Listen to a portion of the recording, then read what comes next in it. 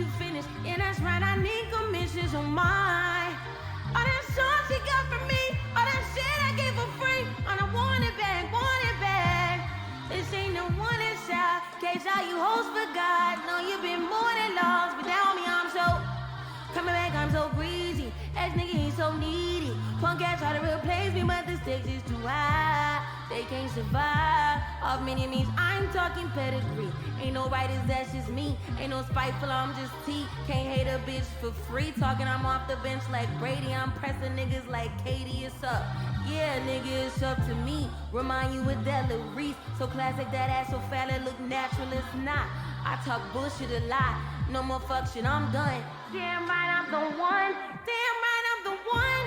Coming back, she's so candid. Coming back, snatch like bandit. Coming back, this ain't canned shit. I'm organic with my fresh squeeze. I'm dumping like press squeeze. I'm horny like suck these. So daring like touch me. And all the petty shit aside, all the phony shit aside, I just want what's mine.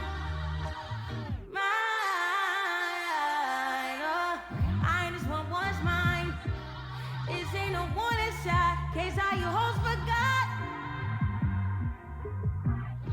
And I cried, shit was on my mind.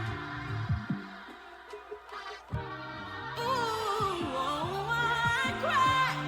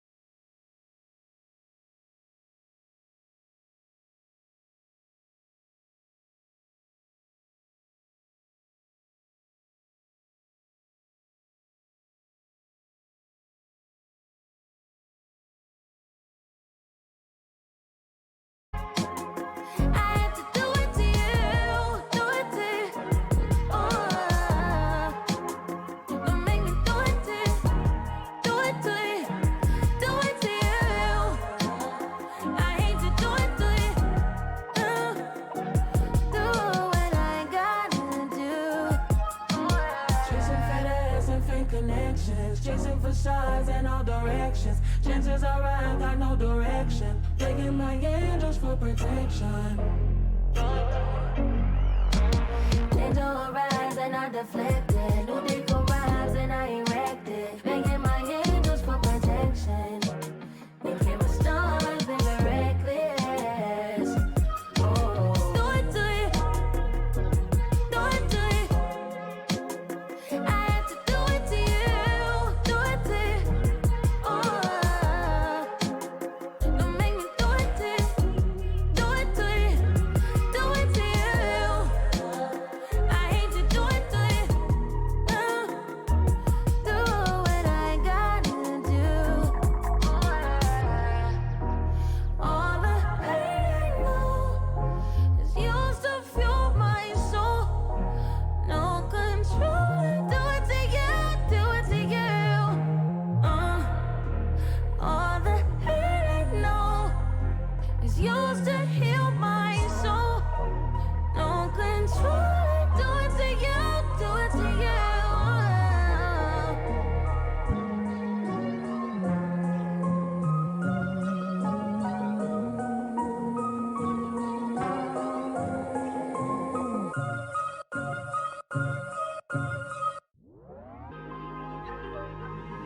Set on the show.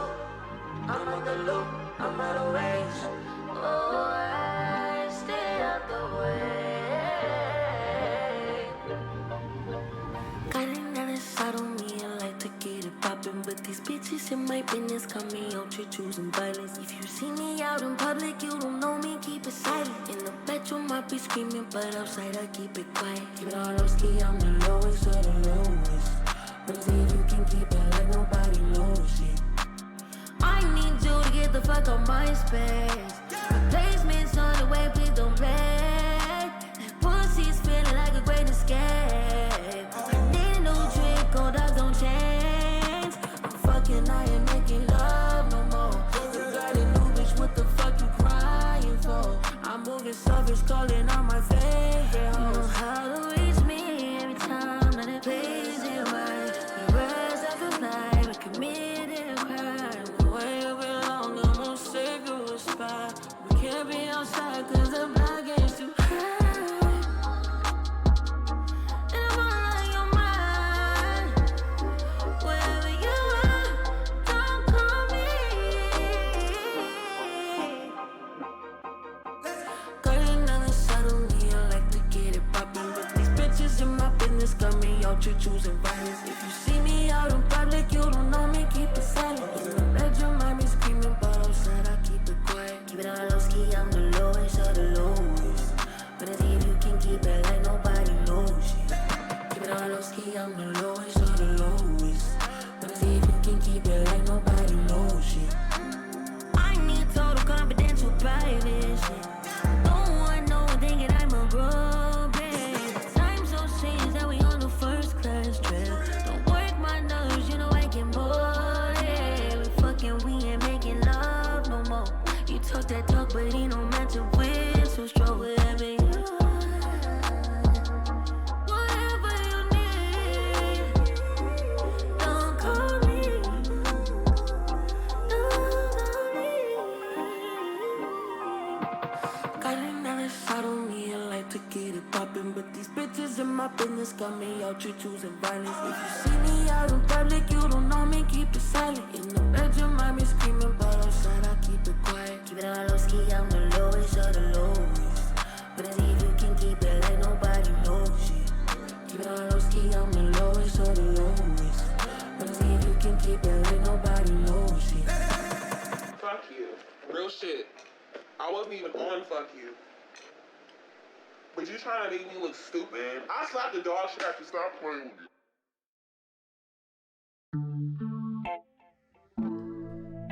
Good morning, everybody. I will be right there. Hold on.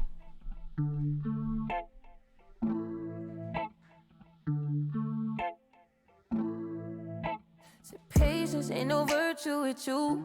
I done wasted plenty time pacing around, hate this cool. You with bitches on the side and let my mind wander too. You relentless nigga. I don't need brand nigga. Text me like I'm waiting for you to come lie to me. My days ain't just to hurt me. Alrighty. Let me see if I can figure this setup out. This feels so strange. Okay, hold on. Oh my gosh. Good morning. Good morning. Understand how you speak your love language. Bad as I wanna be yours, I can get with your program. Section like a slow gym. Stick around cause I want to. Bad as I wanna keep feels so high up, even though it looks fine on the camera. Nobody put that purpose in me like you do. Okay. Alright, good morning. Good morning. So yes, I am on Sears setup. And I've been on this when I went on Will's stream, but it feels a little, I feel unfamiliar. And I feel very high up. But okay, we'll just, I can raise. Oh! Oh! Okay. There we go. I can at least raise monitors a little bit. Okay. Also, I don't know where the headphones are. It's an electric desk. Oh, okay, wait.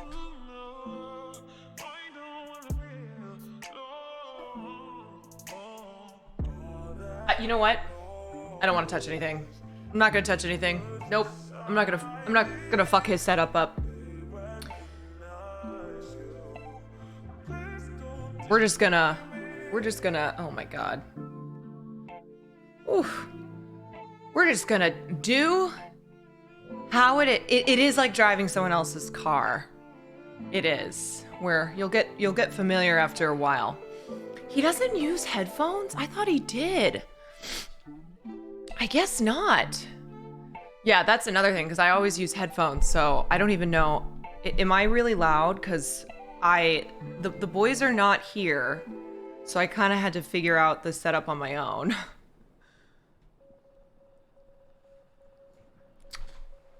He only uses for, oh, got it. Nesto, thank you so much for the 13 months. You fixed your posture, great. Well, I need to, be working on mine as well. It sounds good, okay.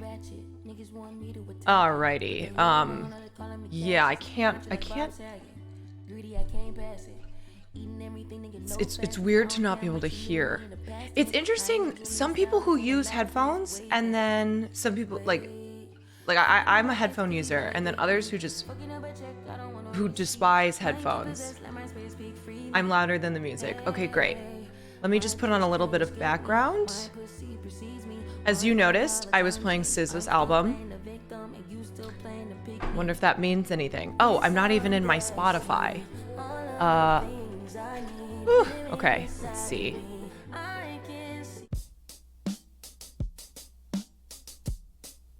Okay.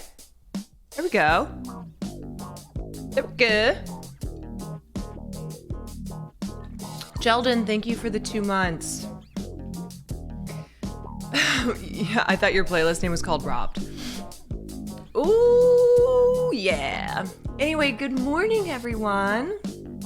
Good morning, good morning. A golden Kappa train is close, my god. Rebel Mike, thank you for the 6 months. Is that more of the Emily drink? No, this is just iced coffee. This is iced coffee. Wow, a golden Kappa train is close, starting things off in the morning here. It is noon, but we went to bed at like 5. Arcanthus, thank you for the bits. Thank you so much. All right, we're on a golden Kappa train. Choo choo! Starting things off. Lego, thank you for the bits. There she is. There she is. Are my alerts sounding? I don't think so. Hold on. Dr. Winston and Dad Smurf account, thank you. Benty Soul, thank you so much for the 5. Can you guys hear my alerts? That might be something that's not working. Let me see. No sound alerts? Okay, all right, hold on 1 second. Woo, thank you everybody. Hold on let me try to fix this. Fudge. Okay. Where would that be? System? Chat mic? Let's my gosh. Oh! I think I fixed it. Did I get it? Will also had an issue. Y'all, you know I'm not a tech person at all. I think, yes, okay, I fixed it. Great. Wow, okay. Benti and Argalon, Moonbeam, YZ, Negiyama. Thank you so much. Manang Hassan, thank you for the 5. Dankenstein, Ren Bits, Anonymous. I feel like a teacher doing roll call. Anonymous, here. Lonesome Long Highway, Doe Zero. Tectony, John Michael, Mellow Bunny, Real McLovin, Air Bomb. Is everybody here, class? Class, good morning. Roll call. Woo, wow, level 6 Golden Kappa. Thank you, guys. Asian Skills, thank you for the tier 1. Present Timothy. Aaron.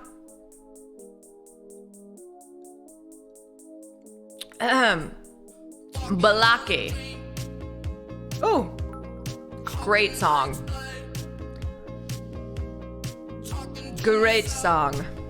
Jay Kellen. Jacqueline. Last night's IRL stream with the RE cameo and Dying Bad. Oh my god. That was a journey. It was so fun. But like, what the hell was happening? Who knows? Matt Popcat and Uncle Trudeau, thank you. Ooh, y'all. Anyway, Sierra and Will and I, we were just sitting on the couch. I think all of us were kind of brain dead. We kept being like, it's 3 o'clock. But then no one would move. Then we were like, it's 3:30. 8 months, love you. Thank you, Uncle Trudeau. And then we were like, it's 4 o'clock. just still no one's moving. And I feel so bad. Because apparently I was taking up the whole bed last night. Will and I normally sleep in a king. I have a hard time sleeping in the same bed with someone, so I have to be in the biggest bed possible, even though I sleep on the edge of the bed.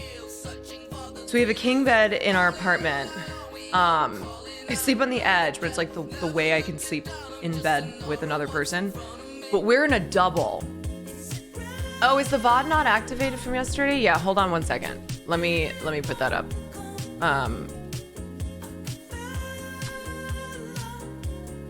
Let's see. Oh, is this one not up? Heading to Austin? Oh, that's like the same. It was like, that's the same stream title. Okay. IRL with Will Neff. One moment. Level. Oh, okay. There we go. That should be up now. Chaotic Duck, thank you for the 16 months. You trying to get Cinna to say penis was a very interesting part of the burger stream. Indeed. Yes. I feel like I become more unhinged when I'm down in Austin. Okay, so apparently, and I am so sore. Like my legs are incredibly sore. In fact, I meant to go live earlier this morning and I was awake. I didn't sleep very much last night. I was awake and I could not get out of bed. I could not get up. I'm gonna kill Wake Wilder.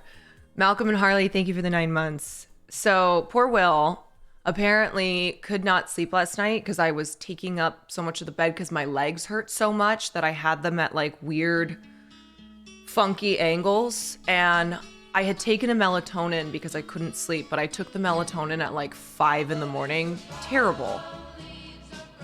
Don't ever do that. Don't ever do that. So he was trying to like tell me to move over. He's like, and every time he would touch me, I guess I was like, ah! I don't remember any of this. But he's like, every time I would try to move you over, you would just yell out in pain. I know, 5 a.m. melatonin is wild. It was a really stupid idea. It was really dumb. It's not how melatonin works, y'all. Yeah. So he then got up. He got up at like 8 to try to move over to the couch. But then the dogs were just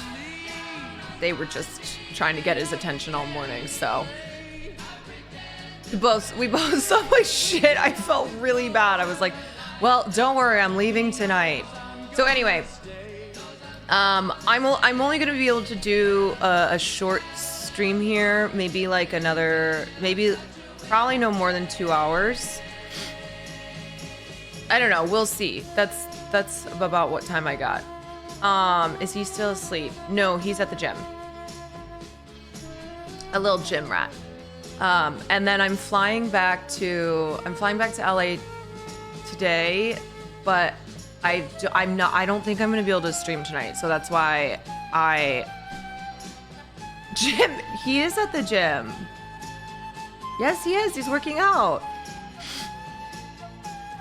Okay, y'all are reading into stuff. You don't even know. Eat, sleep, gym. Yes, gym, tan, laundry. Gym, tan, laundry.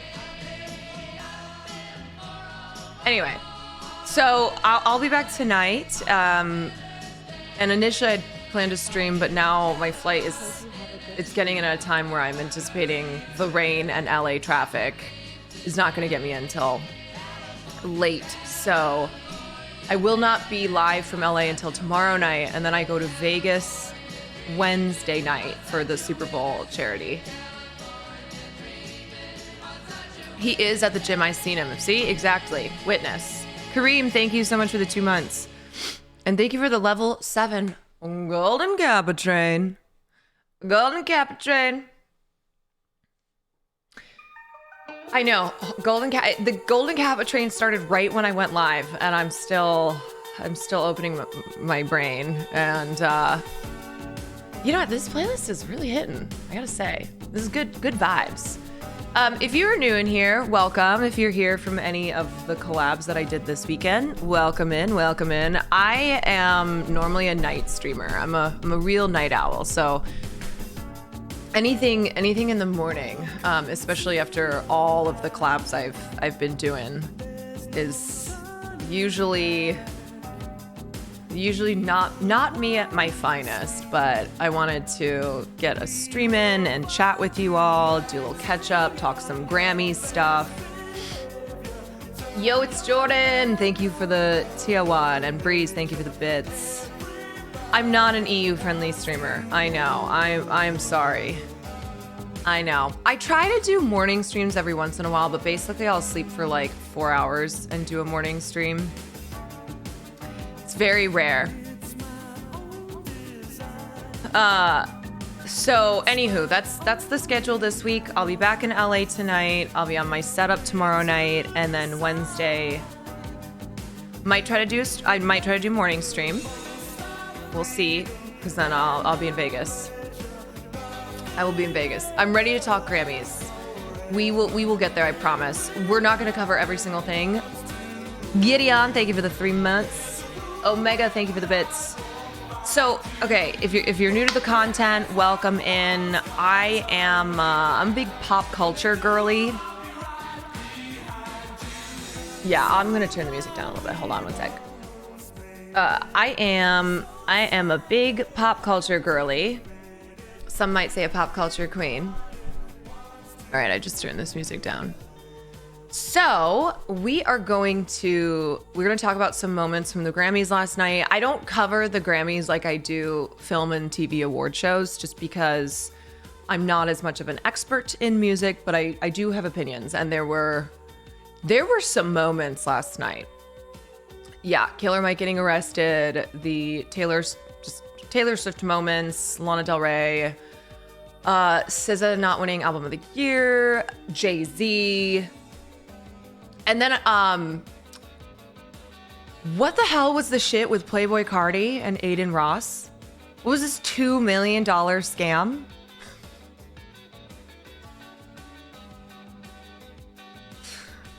What?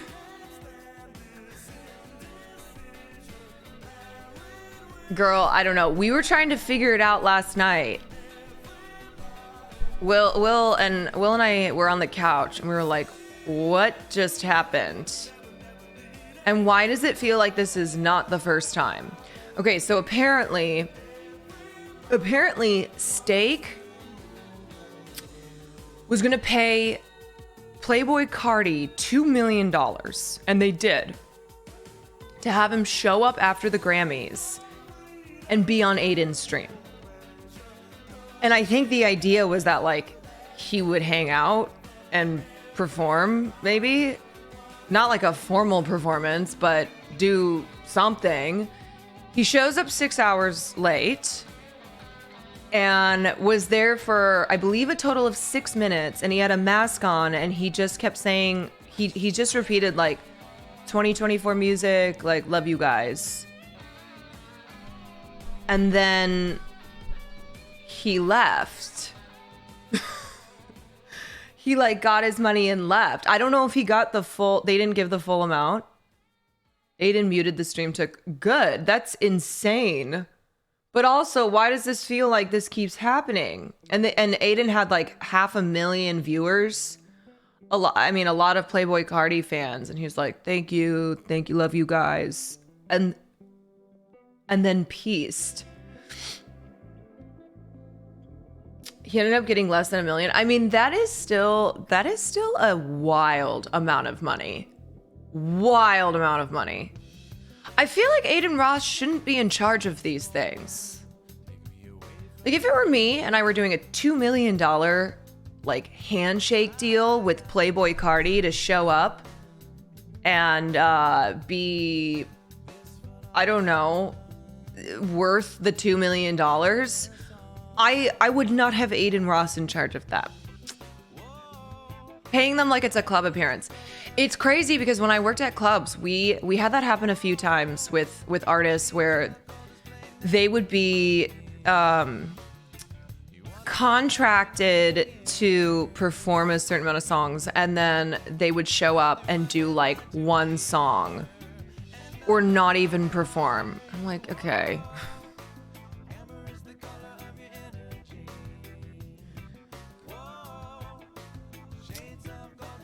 Aiden also got scammed playing car. Okay, that must have been the other scam I was thinking about. I thought there was a second rapper scam though, where he had set up that like another rapper was gonna come on the stream, and then it just, I don't know. Were they trying to one up Kai having Nicki on? I mean, probably. Drum up big attention for a kick. Absolute unit. Thank you for the 6 months. I was pissed because it sets a precedent for rappers to consider appearances like that as performances and encourage. Yeah, it's not great, you know, because $2 million, even $1 million, that's a shit ton of money. So if hip hop and rap artists now think that that's what they can get, that does set a bad precedent of them just showing up for mere minutes and then leaving. 21 scanned out of 250. Yeah, like what is going on over there? Oh, you got paid back? Okay. But it's not Aiden getting scammed because he's not the one paying it. Your turn to get on. Oh, dude. Yeah, Meg the Stallion, if you want to come on stream, I will give you every cent that I have. Every dollar I make today. And then all the dollars I have, it will go to Meg the Stallion. if Meg Thee Stallion even just walked by, she doesn't even have to do anything. Just walk on by. I said this on, I don't remember whose stream it was on, but I cannot get over that Meg has a size 9 foot. And all these fuckers online, because of Nicki Minaj, making fun of her feet. And I'm over here with a size 10 and a half. I'm like, size 9? That's Bigfoot? Then what am I? What am I, like Moonfoot?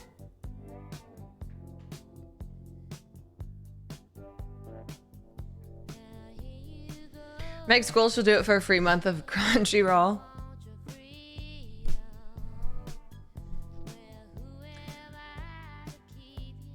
Paris Hilton is not size 13. Paris Hilton, I believe, is size 11. Because I remember figuring that fact out and feeling better about my size foot when I was younger.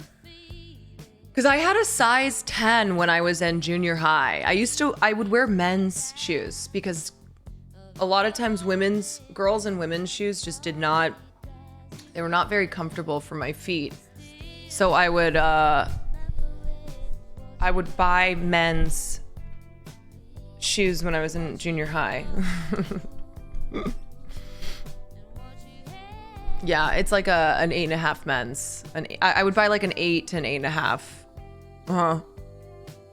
Yeah. Indeed. Okay, what else can we chat around or about? Let's look back on everything that I've done in the last couple days. So I got here on Friday and I had I feel like I've been pretty broken since I got here. I came in and I had a major migraine. So I was laying down when they had started Pizza Friday and I wasn't sure if I was going to join, but then I was like, all right, I gotta get my ass up. And join Pizza Friday. So I did Pizza Friday and then Saturday I got up. Do you guys want to look at some clips too? We can probably do some clips and then do some GRAMMYS stuff. Mainly, I just want to watch Sear singing Wonderwall. When I say let's look at clips, I'm like, I just want to watch Vincenzo sing an Italian version of Wonderwall. Saturday, I went to the gym and I am worse today. Everybody was right when they said you would be worse the second day. I am worse the third day. Yeah. Will is not coming back to LA with me. He's going to stay here till Wednesday and then he's flying to Vegas for the Streamer Bowl thing. Yeah, so the gym. A lot of you asking if I'm a gym rat now. Well, you know what I discovered working out at the gym? There's a lot more wrong with my body than I thought. So, I know people were saying I was lying or sandbagging or whatever. I was not. I do not go to the gym and I'm terrified of getting injured. Now, I am naturally strong. Let me show you this photo of my dad so you can see what my genetics are. Okay? I will show you this picture. This is not me. This is my sister. That's my dad, and he didn't work out. My dad, like at this phase of his life, he was not working out. He was just a huge dude. Yeah. Yes. So naturally, I got pretty crazy strong genetics, and it's why I've also always avoided the gym because I never wanted to be big. If I'm being honest, I didn't like having big legs. Like, I have really powerful legs, really, really powerful legs. So when I was playing tennis, I was a really strong tennis player because so much of the movement is through your legs, and I have really strong legs. But because I grew up in like skinny, lithe bodies were what was considered, pretty and the ideal body type. I always wanted to have skinny, long legs. And I had legs that like I could strangle somebody. I just had very strong legs. And so I never would work my legs out. I really wouldn't do any weightlifting because I didn't want to get muscular because I was like, I will look like this. I'll look like this. I know, ideal bodies didn't have butts as well. I was like, I'm not kidding you. I remember one time, in my early 20s, I went to the gym for 1 week and I already felt like I had huge biceps. And I was like, okay, I'm not doing this. Yeah, I bulk up very quickly. Now, I think some people look really good with the muscular look, the muscular mommy look. It was never my thing for me. I always wanted to be lean and as lithe as I could be with the genetics that I had. But I've realized now, my dad looks like a Gears of War character. Yeah, he's fucking bad. His calves are like, they're like this big. Anyway, I've realized now at 31 that there are parts of my body, and especially from streaming, that are crumbling already because I don't do certain workouts. Now, I do Pilates, but Pilates fixes a lot of my old injuries, like keeps my chronic pain at bay. I will say, after the workout with Wake, my SI pain was, like, I could feel it. It was irritated because of all the movement I was doing back there. So I do Pilates, which I started doing in conjunction with physical therapy, and I do less physical therapy now and more Pilates, which is really good for core strength and good for posture and for like ankle strengthening and just fixing some of my chronic pain. But like yesterday when I went to the gym, I did the pull down one and I felt this like pinch in my shoulder and I went, great, awesome. Now I have problems that I didn't even know I had. I know. And like the posture thing is because sitting at a desk all day and streaming, and especially because I don't sit back, like I'm leaning forward a little bit, and so my posture's like this. Yeah, Wake Wilder sends his fucking regards. He's gonna wake up with a horse head in his bed. Are you stretching properly? Trying to. I tried to stretch last night and I was so sore that I like barely could do it. Yeah.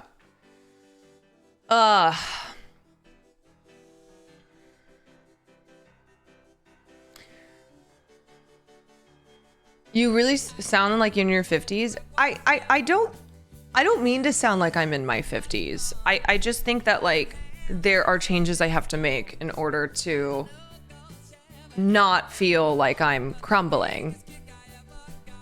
Maybe I need to put a hard-boiled egg in my oatmeal.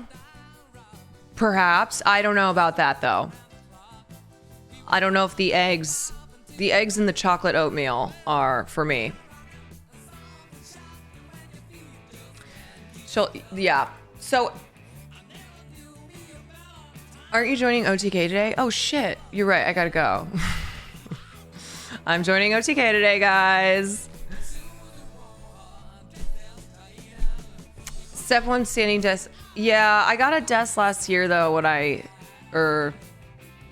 end of 2022 when I started streaming. I'm like, fuck, I should have gotten a standing desk. Luke, thank you for the 6 months. But anyway, this is just a word to the wise, okay? Some advice. You wanna be precautionary about things. You wanna have a good routine and take care of your body before problems happen. So you don't have to be fixing problems And instead, like there aren't going to be problems because of the steps that you've taken to try to avoid problems. And we all have a very sedentary lifestyle. Okay, we do. That's just the age of technology that we live in. And so many of us who work at our desks all day or, you know, are just sitting in some capacity. Preventative measures, those were the words I was looking for. Thank you. Preventative measures are easier than remedial measures. Exactly. So being proactive, being preventative, and not waiting until you have problems because problems build on problems. Let me just tell you that. Okay. And shit that I'm dealing with now that I've been trying to fix through stuff like Pilates and physical therapy is stuff that I didn't address for years. And then it gets to a point that you can't ignore it. So then instead of getting to like work out for fitness goals that are not just rehab goals, instead you're having to focus on like more of rehabbing and more of fixing old problems. If you're young and think you don't need to move, you're just burning. Yeah. Just look at anyone over the age of 60. Okay. If you're feeling like, I don't need to work out, I don't want to go to the gym, just look at older people and it will inspire you to get your shit together. All right. Oh my God. What is Crocodile Rock playing? What is this?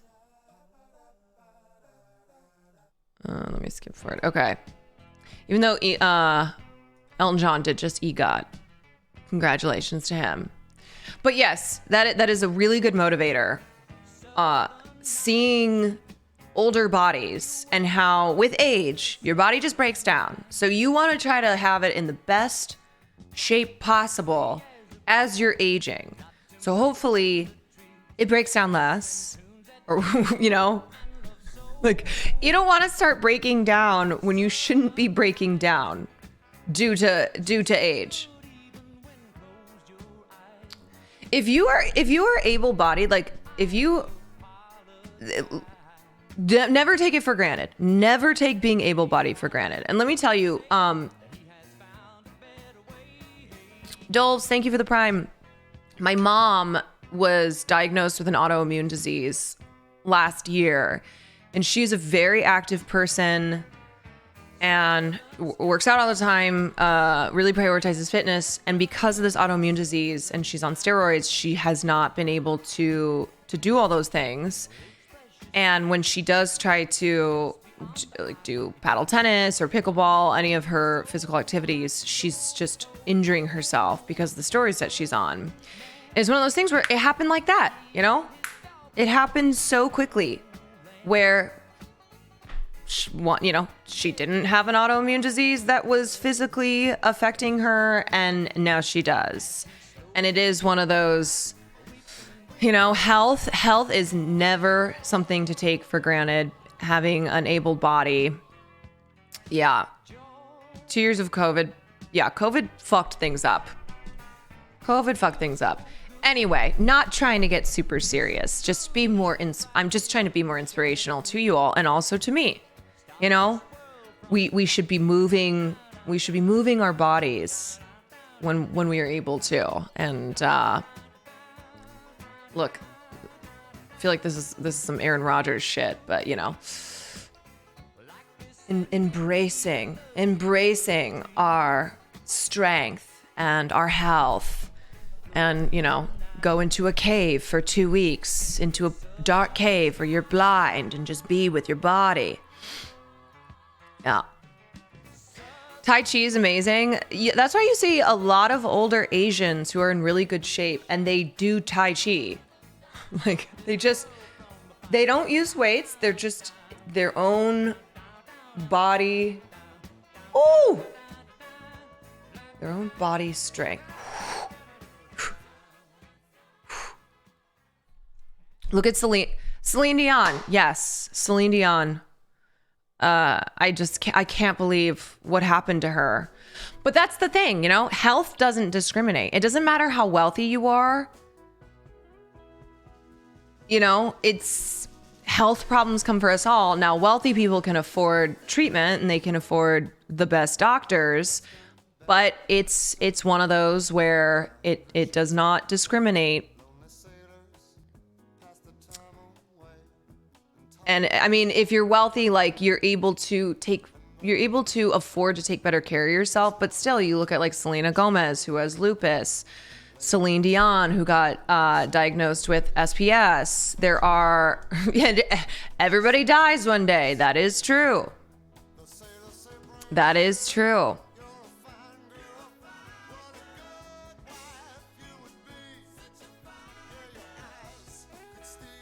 Selma Blair, yeah.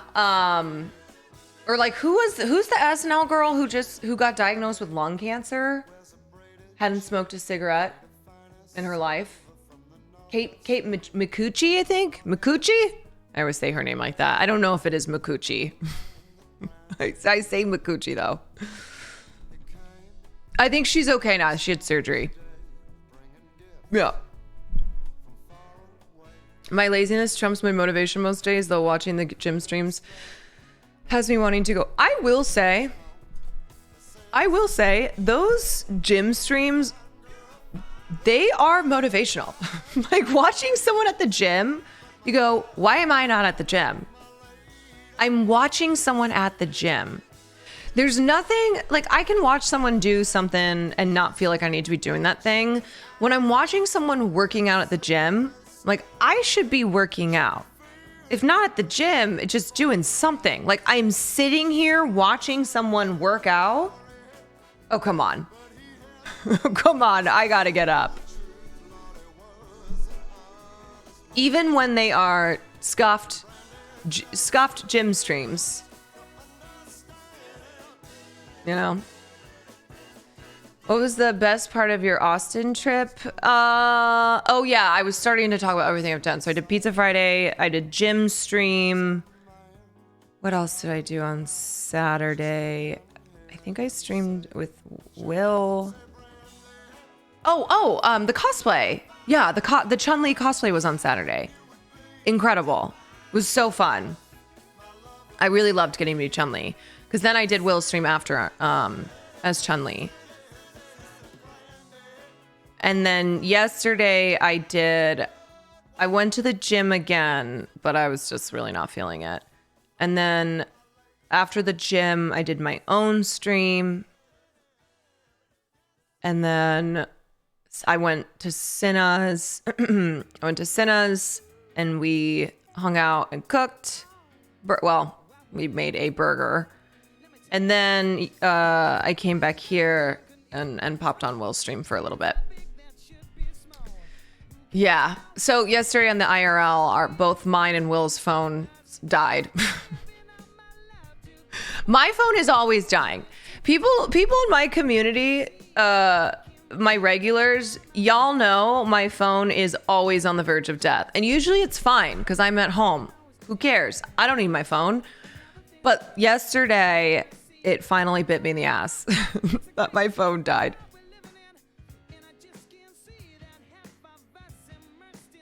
Ringer, thank you for the 12 months. Yeah, it's an iPhone. So Will and I were at the Domain in Austin, and we were having a late lunch. Then we were gonna try to go to the Apple store to see the Pro Vision thing.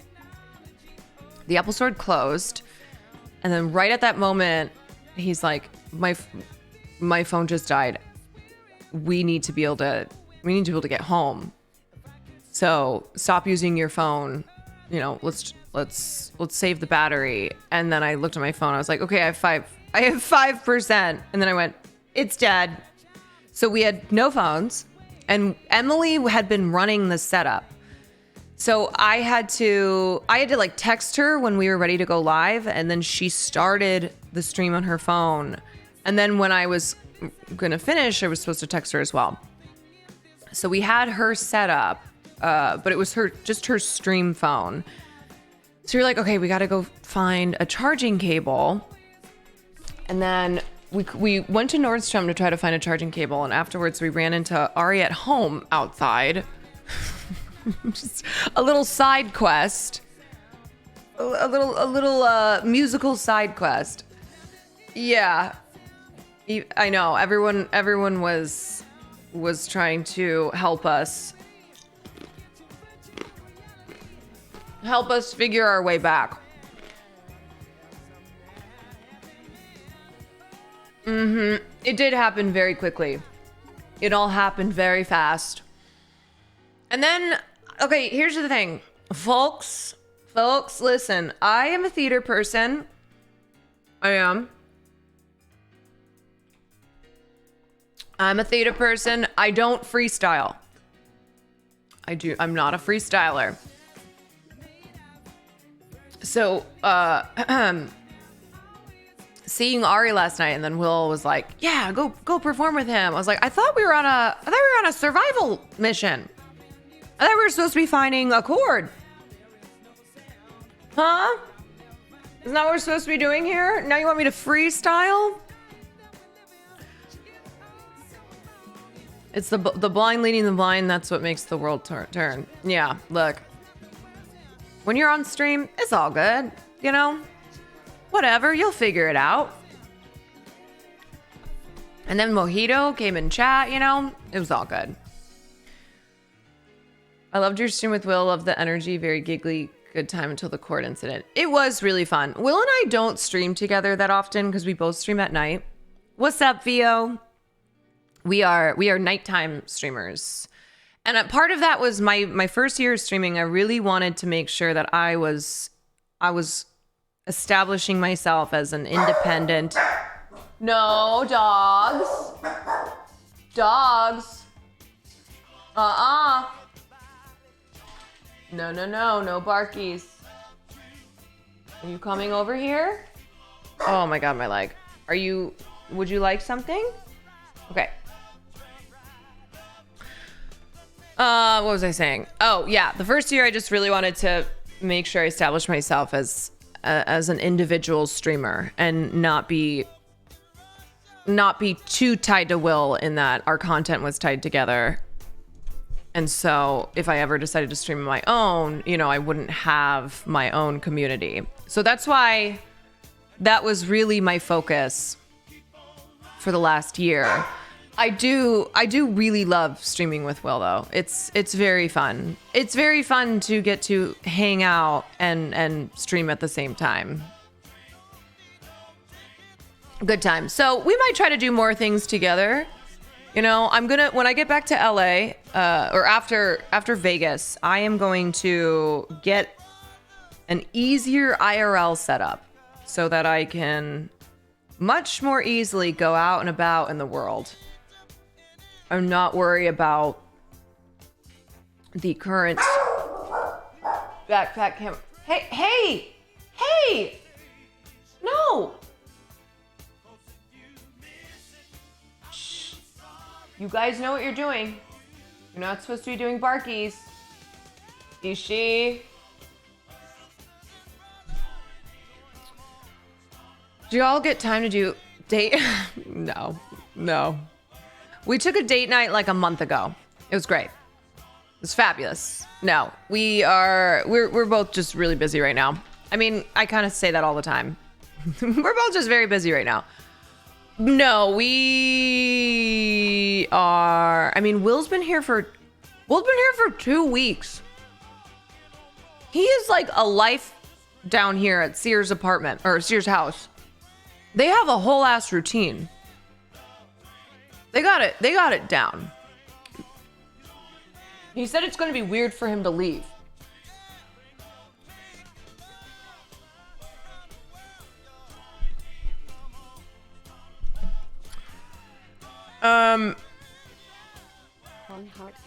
They are very cute together. They also just they fit each other really well.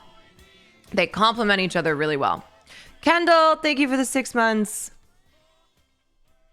And you know, the thing with streaming too is if you have a streaming partner, like you're both streamers, but if you have someone who you just it's yin and yang, you know? Like white on rice. You just work off each other perfectly. it makes streaming more fun, you know? Streaming with someone else who just gets your vibe. Monty, thank you for the 10 months. Oh, I know. I'm not even in the throuple. Yeah. Hassan is jealous. Well, maybe his ass should do more collabs, you know?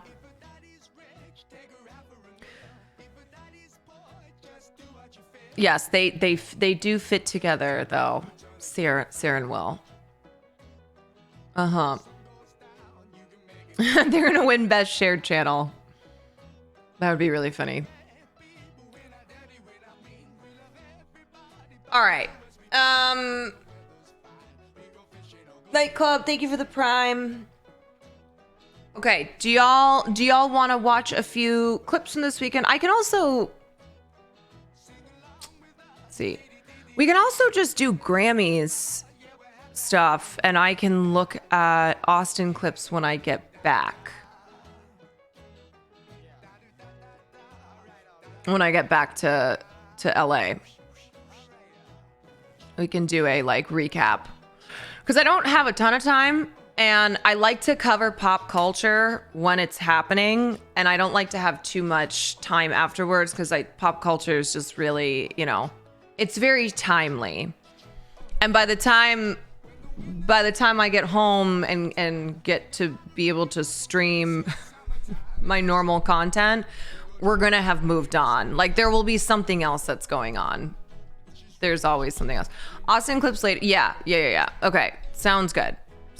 We will save recapping Austin streams, looking at clips until I get back home. So let's do some Grammys chit chat. Now, this ain't gonna be like when I cover film and TV award shows where I've got everything. I got everything ready to go.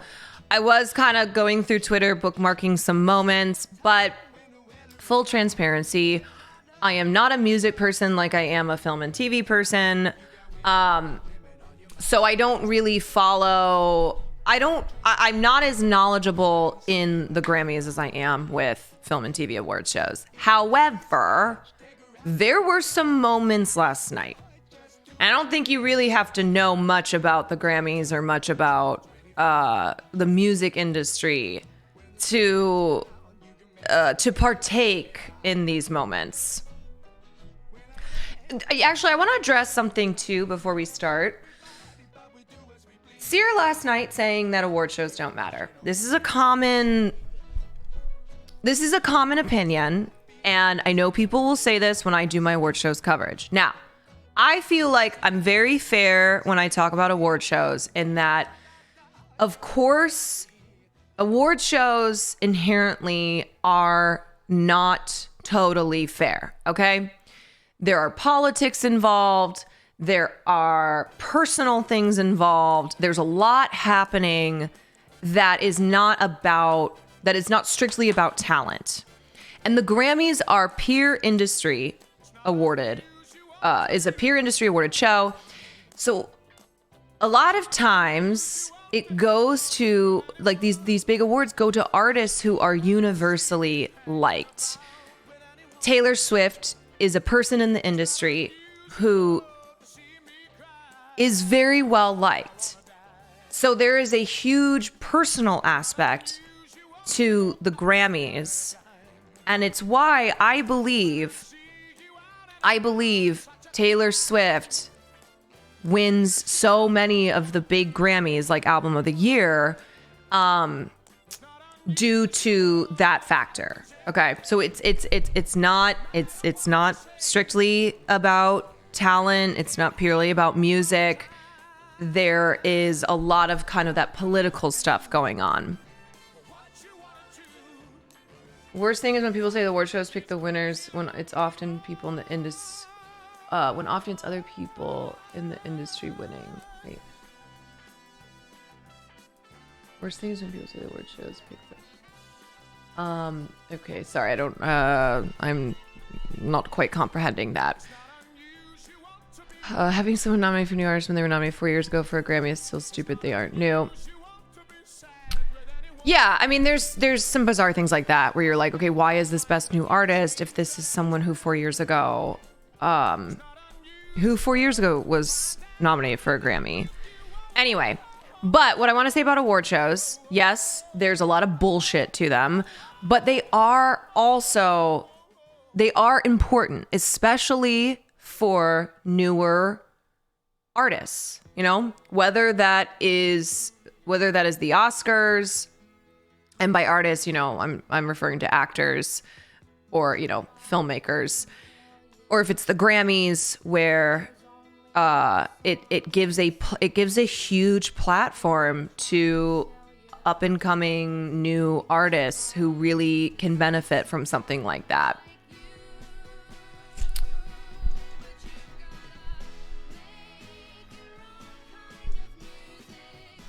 It's not rare to hear we don't live in a monoculture anymore, but I feel like music has always been so split. Well, I think one of the main problems with the Grammys is that a black woman has not won Album of the Year since Lauryn Hill in 1999. And there's no denying the influence that black women have on the music industry. Just how much they shape the entire industry. And of course, you know, you've got Beyonce as immediately someone who comes to mind. But it's been that long. It's been since 1999, Lauryn Hill winning Album of the Year. And I think Beyonce in particular, because whenever they will do those like anonymous Grammy voters interviews, so they will do this with every major award show. And every time, what anonymous Grammy voters are saying is that Beyonce wins so many awards, so they don't feel like they have to give her Album of the Year or like Song of the Year because she wins so many other Grammys. But the issue is, it doesn't matter how many Grammys she has if she's not winning something like Album of the Year.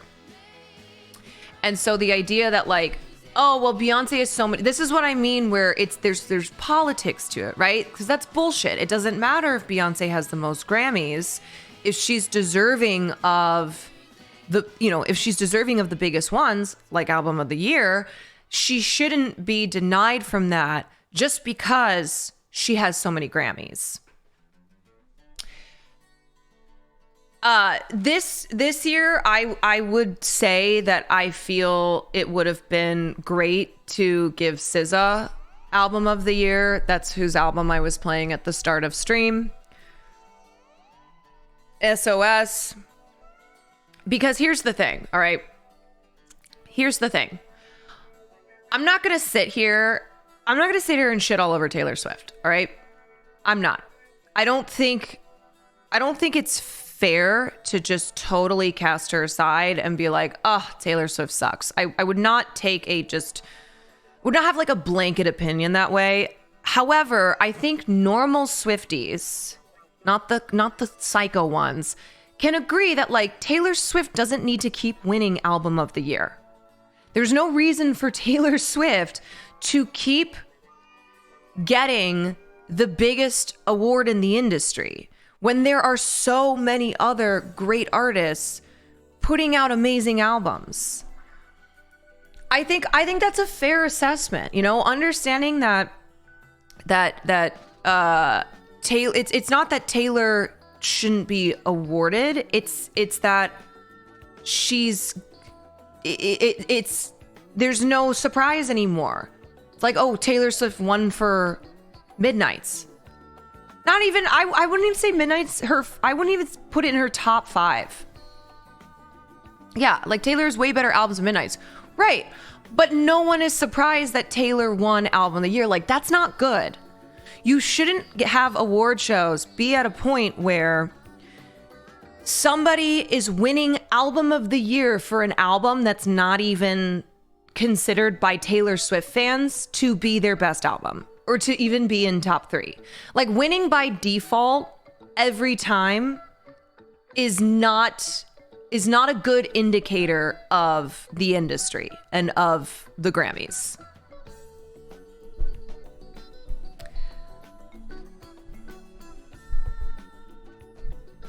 Why does this feel like the Barbie snub discourse? There's definitely a Venn diagram. There is a Venn diagram between the most insane Barbie discourse and then the craziest Swifties. Like, let me just, okay, this is, some of you probably saw this on Twitter last night. Some of you probably saw this. Hold on one second. Like, what the fuck does this mean? Okay, and I had Cutie Cinderella in my comments attempting to explain it to me. But let me just say, you know how Taylor Swift fans are constantly pissed off at how much Taylor Swift is scrutinized, and rightfully so. I'm not a Swiftie, and I think it's insane how much this woman is scrutinized and everything about her is poured over. However, let's not pretend that the Swifties don't do this crazy ass shit. Okay? You want to talk about conspiracy theories? The Swifties are oftentimes at the center of them.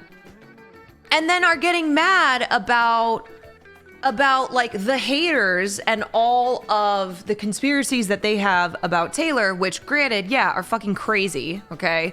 All of the MAGA conspiracies of Taylor Swift. I mean, it's comedy. But then Swifties do stuff like this. Taylor Swift at the Grammy Awards tonight, and she's wearing white to drive the haters completely insane. I looked through these comments, all right? Not a single person was like, what does this mean? What are you talking about? Everyone in the comments was like, fuck yeah! In the quote tweets, in the comments, yeah, that's right! Like, screw the haters. And I was sitting here, I'm like, I feel insane. I feel like this tweet, now I'm a hater because I've been driven completely insane. Okay. I have a problem in the first place with celebrity worship. I don't think that any celebrity should be worshipped, okay? Because every celebrity is going to let you down.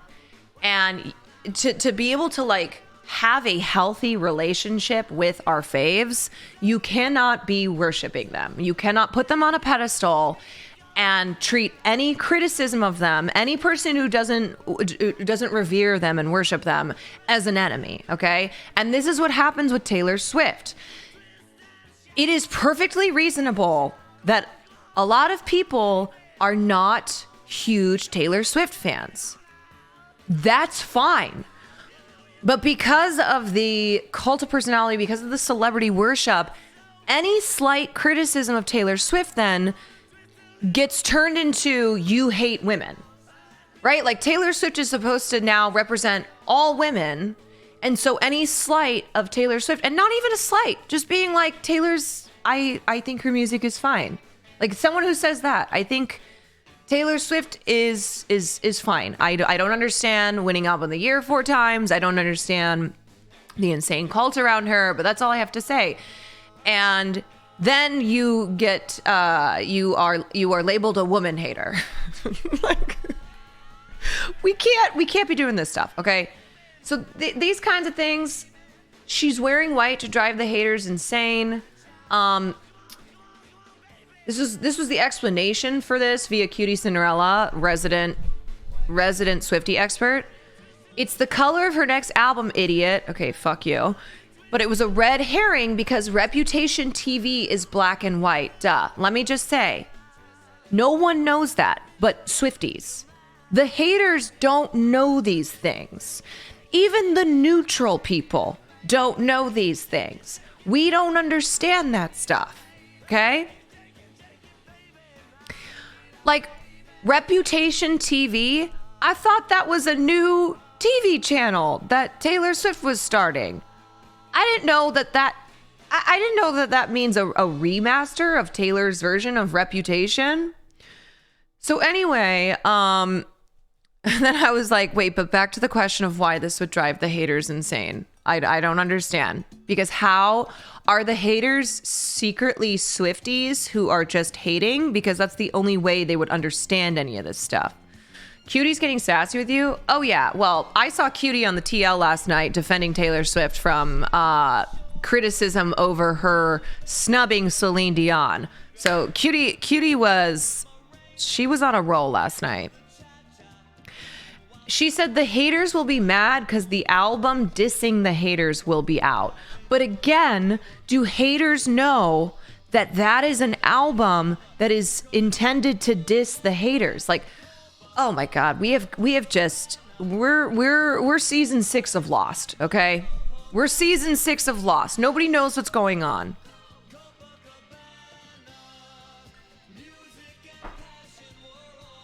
Nobody knows what's happening.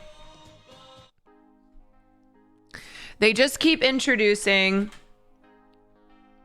new things and then pretending as if we all know what's going on.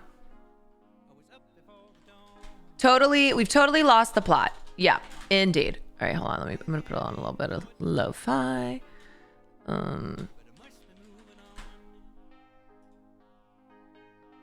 I think Barry Manilow. This playlist got very random. I looked down and Barry Manilow's playing, and I was like, okay, I love Barry Manilow, but I am trying to quell the boomer accusations, so I should not be playing Barry Manilow right now. This is so anyway, there is definitely a Venn diagram between the crazy Barbie discourse and then this Taylor Swift analyses.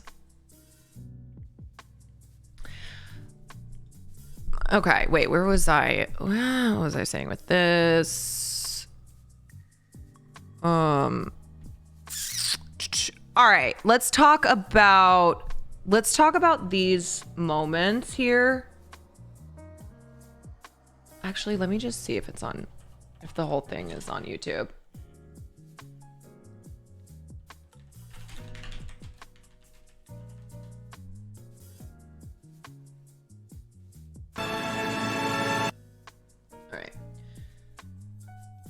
So listen, what I will say is for Swifties who are exhausted of the haters and people who are not Swiftie stans, I guess that's Swiftie stans. I don't need to say both those words. Stop over analyzing everything yourselves. Stop doing the like when Taylor writes something and then you circle certain letters and go, this is the subliminal message. Like, this is what Taylor's trying to tell us. We got to stop with those things. Okay?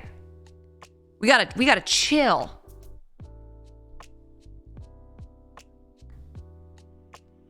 Yeah. Slay. We are so tired. Oh, Nightclub 20. Thank you for the prime. Sorry, I missed Mr. Prime. When they circled Free Palestine. Yes. All right, let's watch this moment. I would say this was the one that was most talked about that I saw on the timeline. It was either this or Jay-Z, but I think I saw more people who had some feeling about what happened here. This was funny when it comes to the conspiracy theory stuff. Oh, wait, what is this? Hold on. The Tortured Poets Department, TTPD, Taylor and Travis, pro-choice Democrats. Wake up, sheeple. Taylor and Travis, pro-choice Democrats. Wait, okay, before we watch this, can I tell you the worst thing that I saw that made me want to just end it all? I don't know where the tweet went, but there was a tweet of someone who posted her in her white dress and said, I know, like something like, I know that's right. Taylor's wearing white because that was the color of the suffragettes. And Taylor is a feminist and is reminding us all that we need to vote. That's brain cancer right there. Okay. That's the illness. That is the illness. All right. Please, can we just like drop the pretenses too with Taylor Swift being an activist? Can we? What in the lib?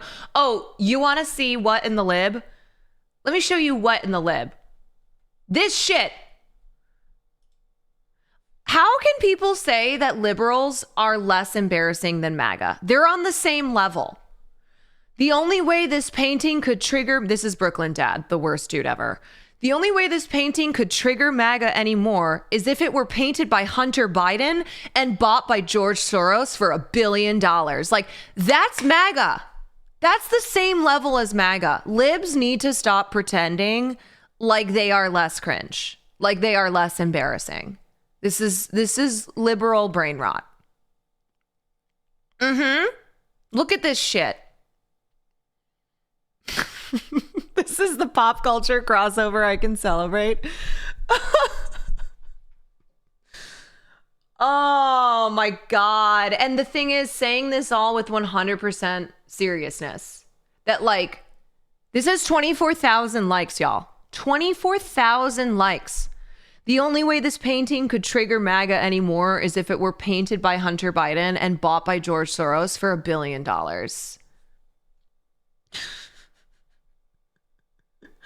It brings a tear. You know what? It doesn't bring a tear to my eye.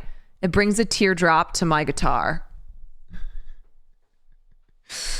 I mean, I just, this is so weird. This is so fucking weird. It's so stupid. I love it. Anyway, between the Taylor Swift wearing white in order to honor the suffragettes who fought for our right to vote, and then this stuff, I've had enough of libs. I've had enough. Okay, here's album. Celine Dion, the fabulous, the icon, the legend, Celine Dion. And she has been really sick lately. She has stiff person, I believe it's stiff person disease, or is it stiff person syndrome. Sorry, stiff person syndrome. And it is a rare neurological disorder. It is incredibly life-altering.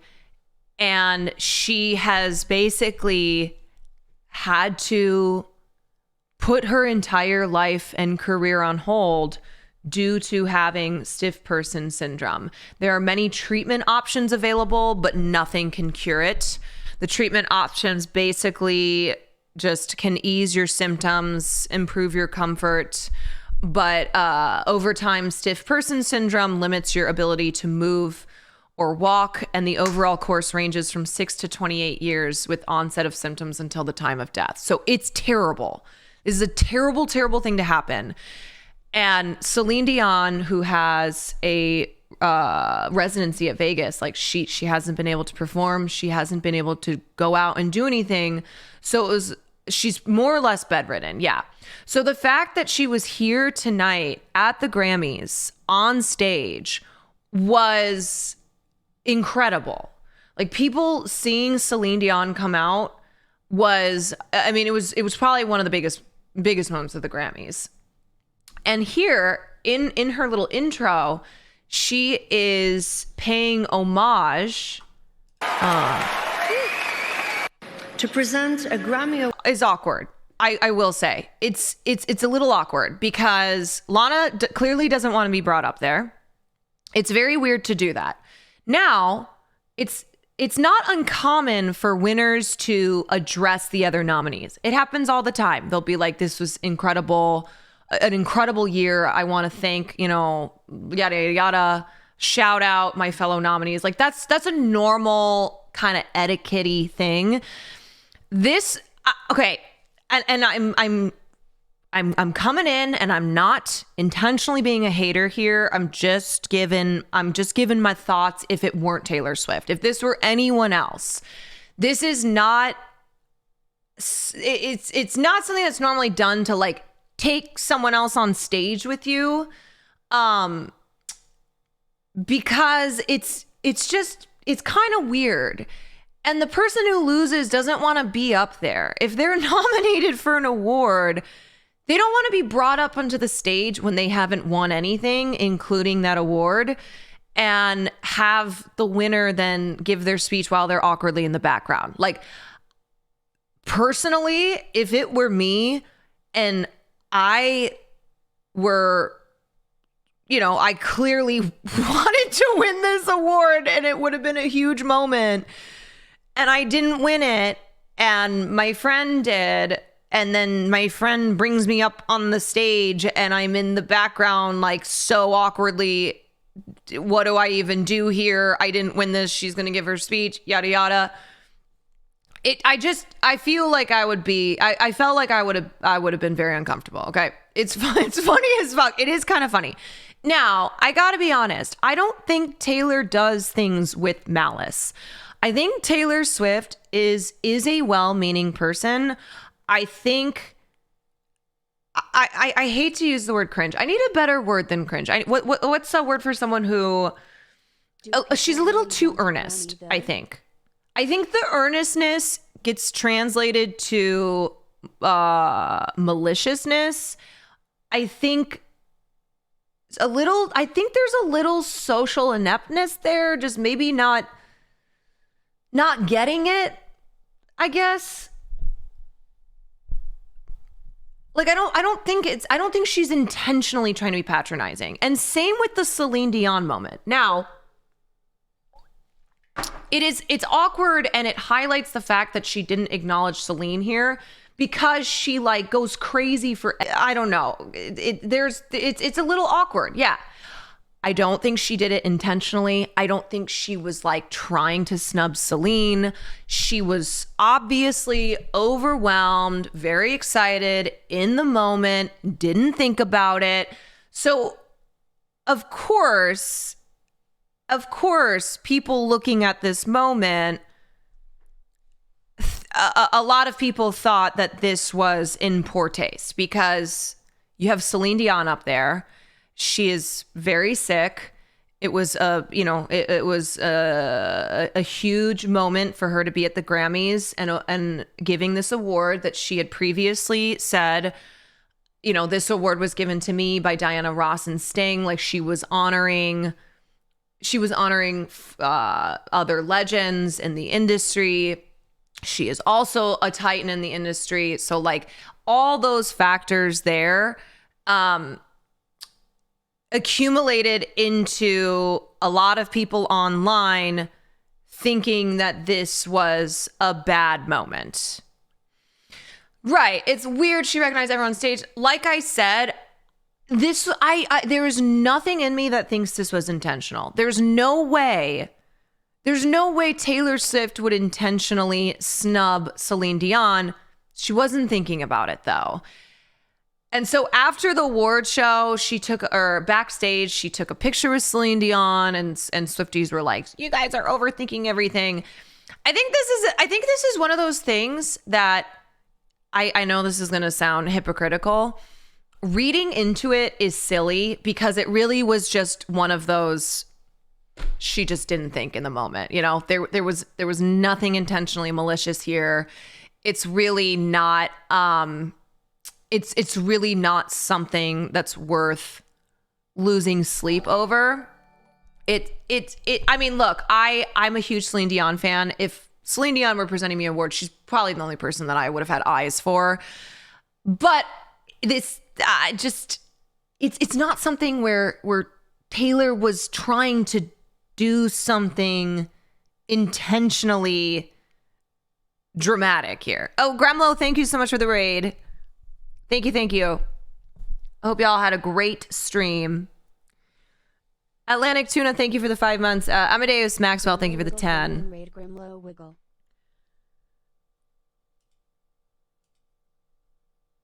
Maybe it would hurt Celine because of her condition. Just to counter that, what people are upset about is that she didn't even look her in the eye. Look, objectively speaking, it was a flub. You should always have the common courtesy to look your award presenter, in the eye and give them like just a smile or a thank you. They're presenting an award to you. But more than that, because it was Celine Dion, Now, I do think people chose this moment to jump on Taylor Swift. And so even though previously I just said Swifties need to chill, I do get why Swifties get so defensive, because Taylor is so overly analyzed, including by Swifties, and because of moments like this, people who don't like Taylor Swift are looking for any reason to like write an angry tweet thread.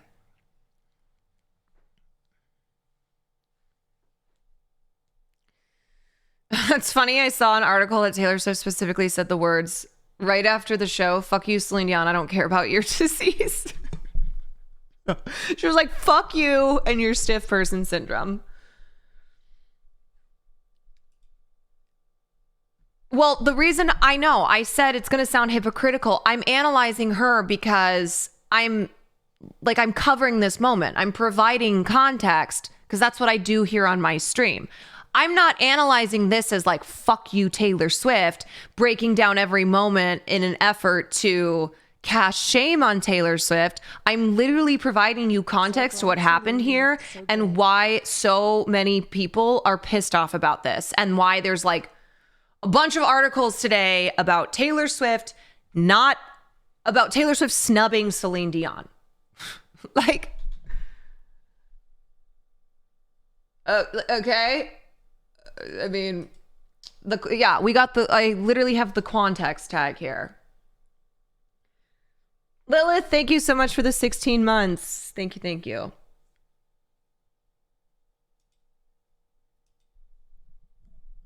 Why do people care? I think people care for a number of reasons. I think a lot of people are tired of the Swiftum. I do.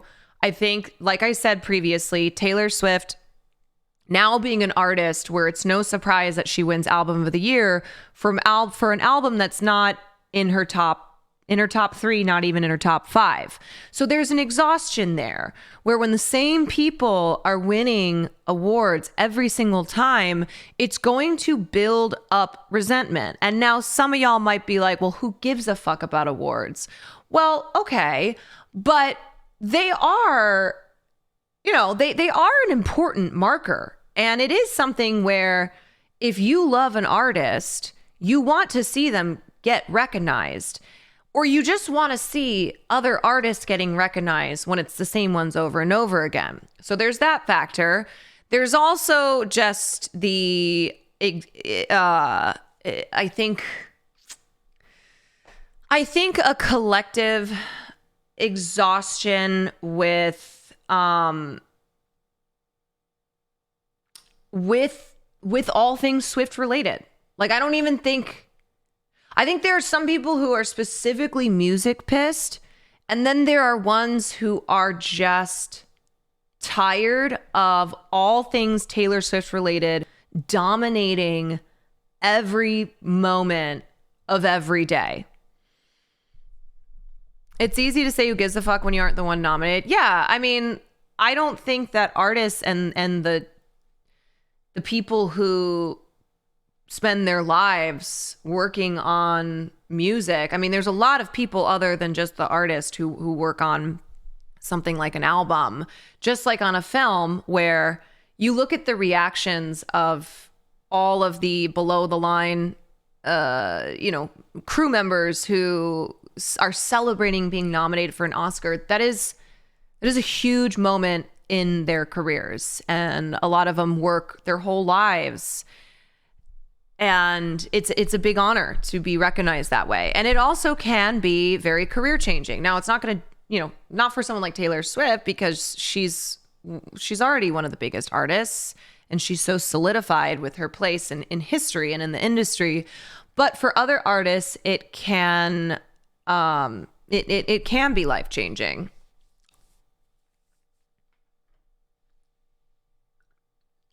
It's also easy to hate folks who are at the top of the game, for sure. Like I said, I think there's then a collective fatigue when the same people win all the time, and people want new folks. They want new people.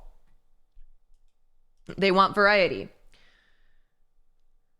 I'm a big fan of Taylor's. Even I'm tired of her winning, getting all the attention, and musically thought someone else should have won as well. Yeah, I think normal Swifties can agree that like Taylor didn't need this album of the year win. Like, it could have gone to another artist. It could have gone to someone who's never gotten this recognition. Like SZA. SZA was incredible. The worst part of this was bringing Lana up, having to be dragged on stage after you just lost to your friend must be actually devastating. Right. And that's why, and then I'm going to move on from this, I swear.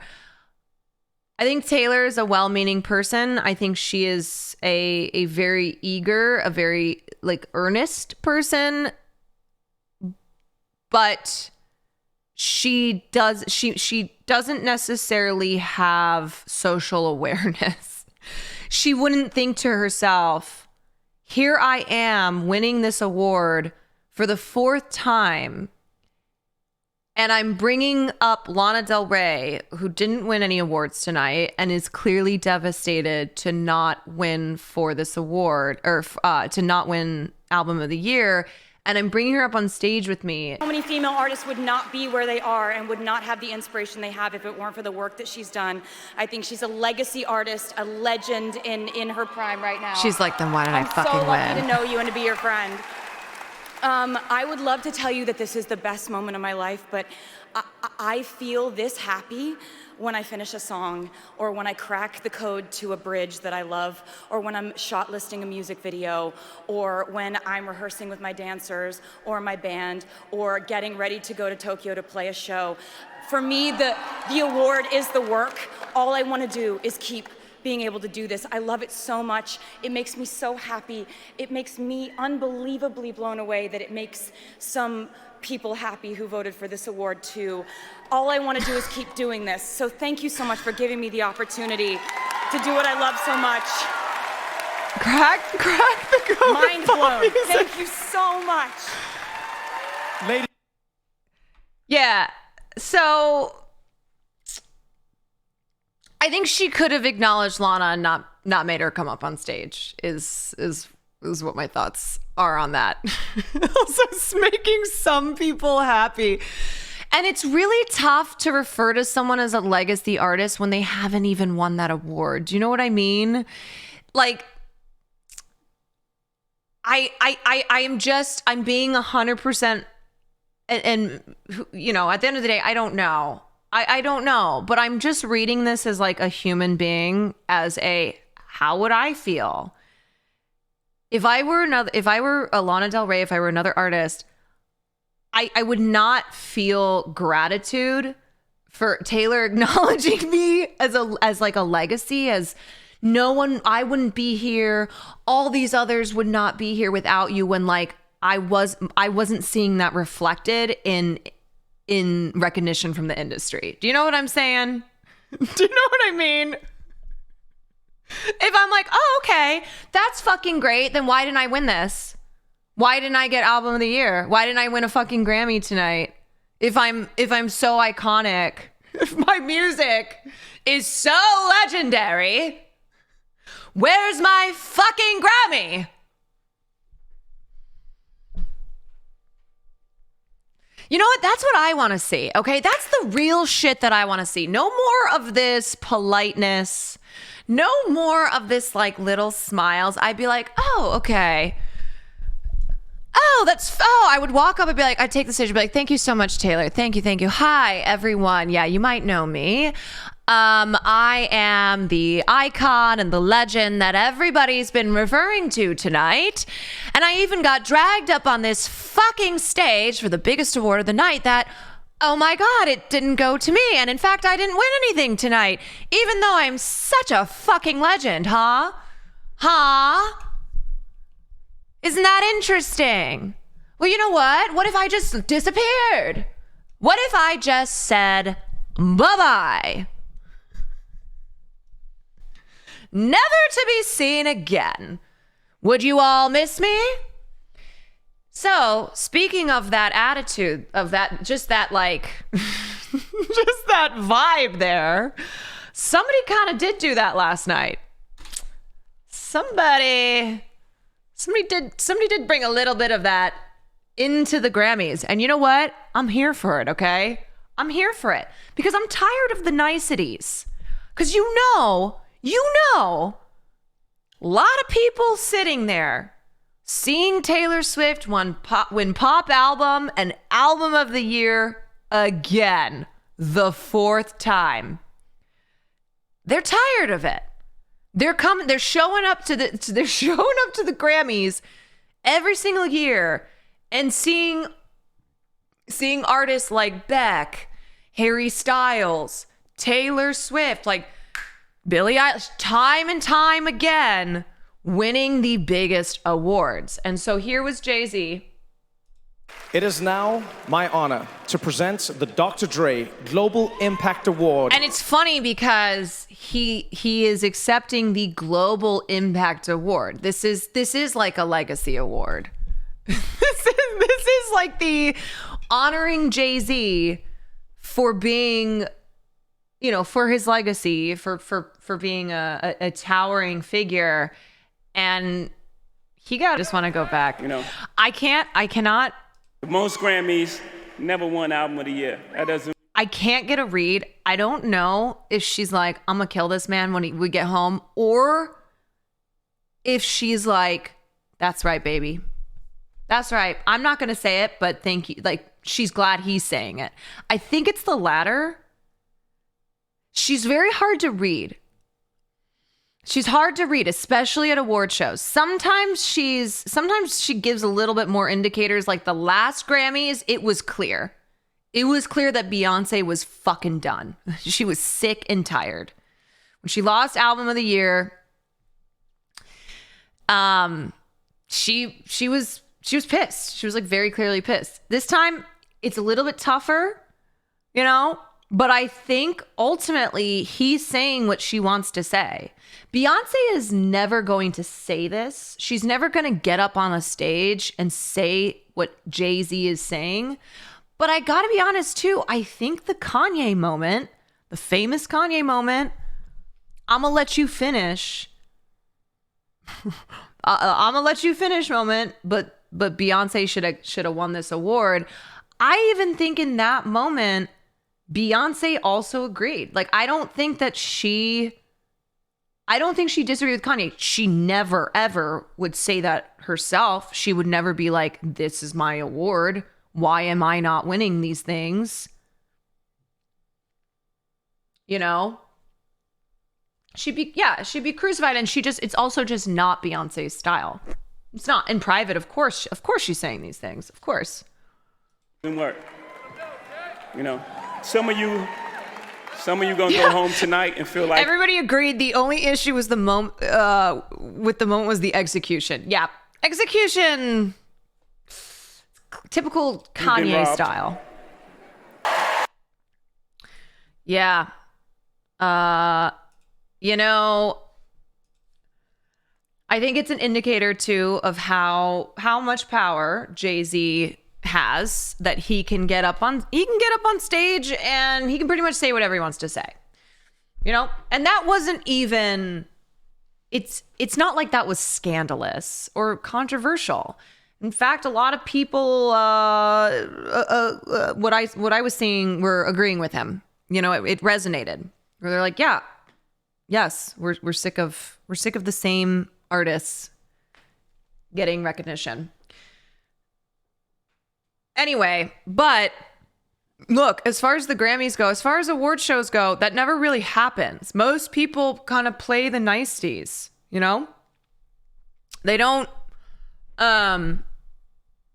really speak honestly ever about the industry, because you're speaking to the very people who hand out these awards, who nominate and who vote.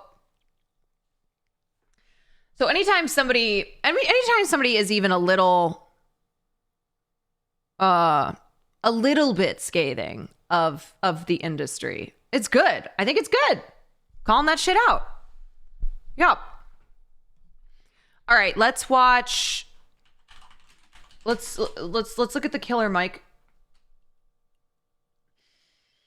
A lot of artists criticize the Grammys and boycott it. Right, but I mean artists who go to the Grammys and criticize the Grammys at the Grammys. Like people who criticize award shows at the award shows, it's different than boycotting a show and not going. Peach, my darling, are you back yet? Are you here?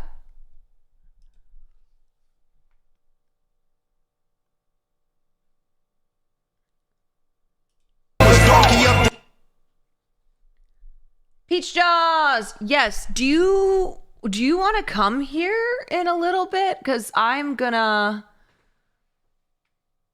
Okay, it's 2:00. Wait, let me check my. Sorry, is this really loud? Oops, let me turn this down. She's calling from inside the house. She is calling from inside the house. The call is coming from inside the house. I'm getting Botox. Oh, nice. Nice. Okay. But afterwards, great. Perfect. I will be here. I have to I'm going to stream just a little bit longer and then I got to tape something. Dracula, a tier 3 to Peach Jars? My God, Peach Jars is now a tier 3 sub. Oh my goodness. Dracula, thank you so much. Thank you.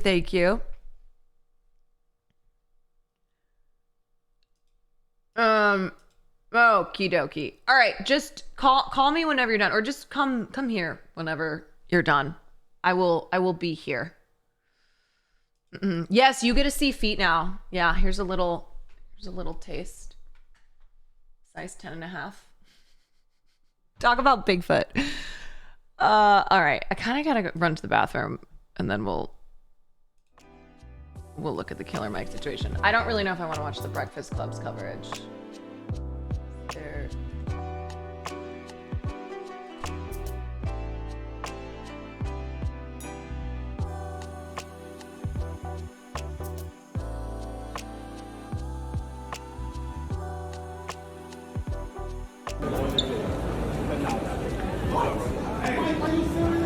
Okay. I'll be right back. I'm gonna run to the bathroom, grab some water. Ooh, Lordy. Ooh.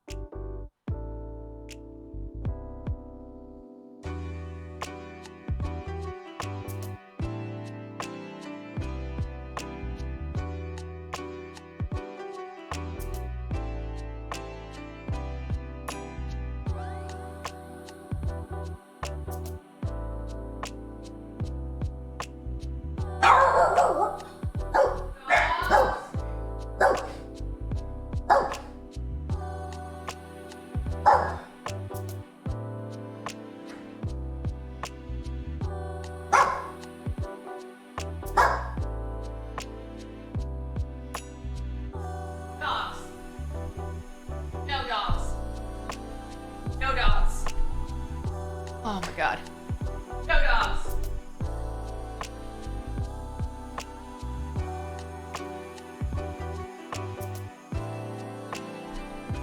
Alrighty. Whew. Oh. Oy vey. Oy vey. Okay.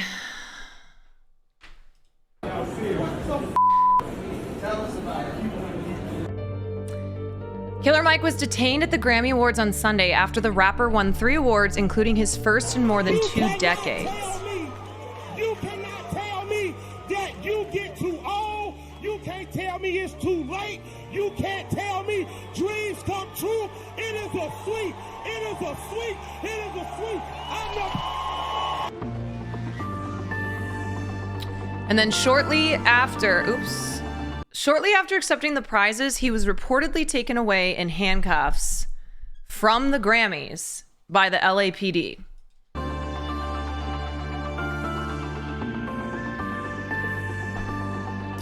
Mike's first win came after he won for Best Rap Performance for Scientists. For Scientists and Engineers, which also took home Best Rap Song. Chris Gardner of The Hollywood Reporter first reported Mike's arrest and shared videos of the rapper being led away in handcuffs on social media.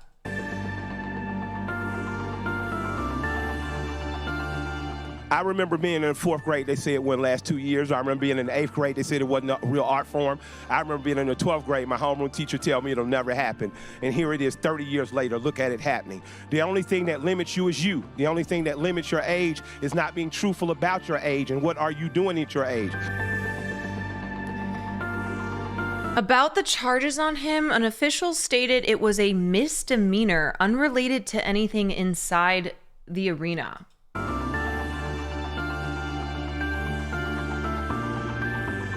A lot of black people have grown up figuring they felt like a minority. I didn't. I felt like the majority. All my heroes and villains looked like me. And I grew up as hip-hop grew up, and I grew up as the city grew up. Wait, he rides for the cops? No way. No fucking way. No way. Okay, let me see if I can get some more info here.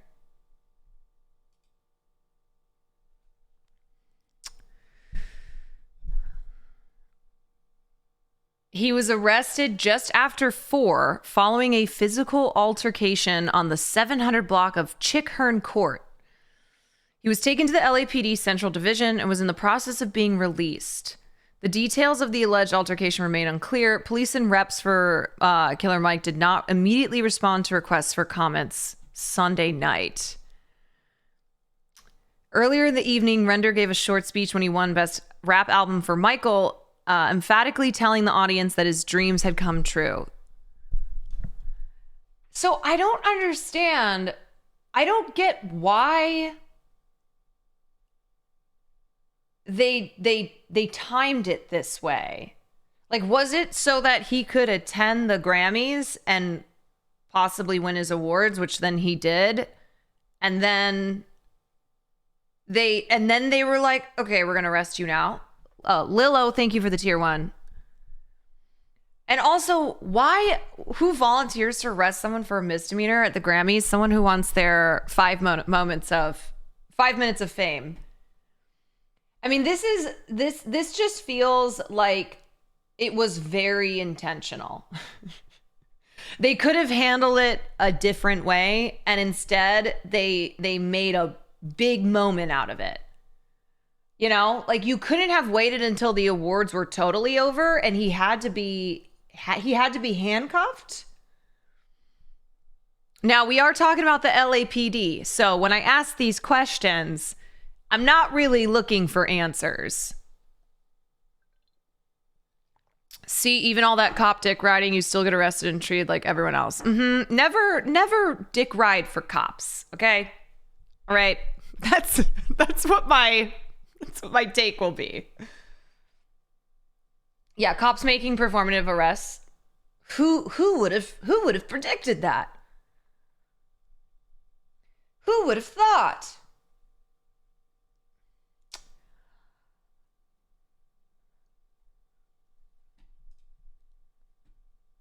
All right, wait. You said FD has a video on this?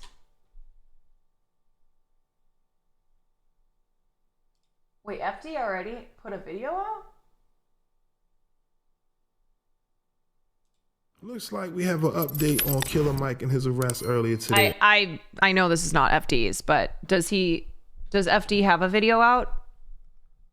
At the Grammys. Now, again, for those who may not know, moments ago, reports came out confirming that Killer Mike was arrested after being involved in a physical altercation at the Grammys. Okay, now earlier today, we seen a viral video showing Killer Mike being escorted out of the Grammys, right, by police, right? Fans were shocked to see this after just seeing my man win 3 Grammys for his hip-hop album, Michael. Well, according to police reports, they are confirming that Killer Mike was indeed detained and handcuffed for a physical altercation that occurred. Not about the arrest, just Killer Mike being dumb. Okay, gotcha. The 700 block of Chick-Hearn Court, okay? According to the report, he was booked for a misdemeanor battery, all right, PC, and is in the process of being released. Now, we just also got word that Killer Mike has been released. It's official. According to my son, he just made this update moments ago, letting it be known that he spoke with, Killer Mike's family, and just to let it be known, he's home. He's with the fam right now. Like I said, interesting because earlier when the initial reports came out, they was, real tight-lipped about what happened. We still don't know what caused this physical altercation. No, let me be clear. I'm sorry, does having a Grammy earn you a more polite arrest? I just want y'all to think for a moment, okay? Think about Donald Trump. How many felonies has Donald Trump been indicted on? Felonies, not misdemeanors. I mean, you see this over and over again when they're handling a certain type of person.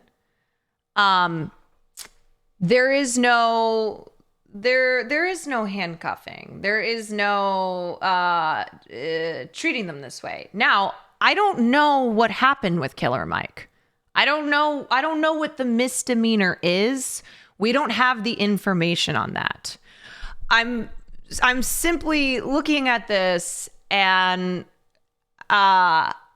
also just wondering why it happened like this and at this moment. And if he was released, like I just think that there needs to be more information on this. Yeah.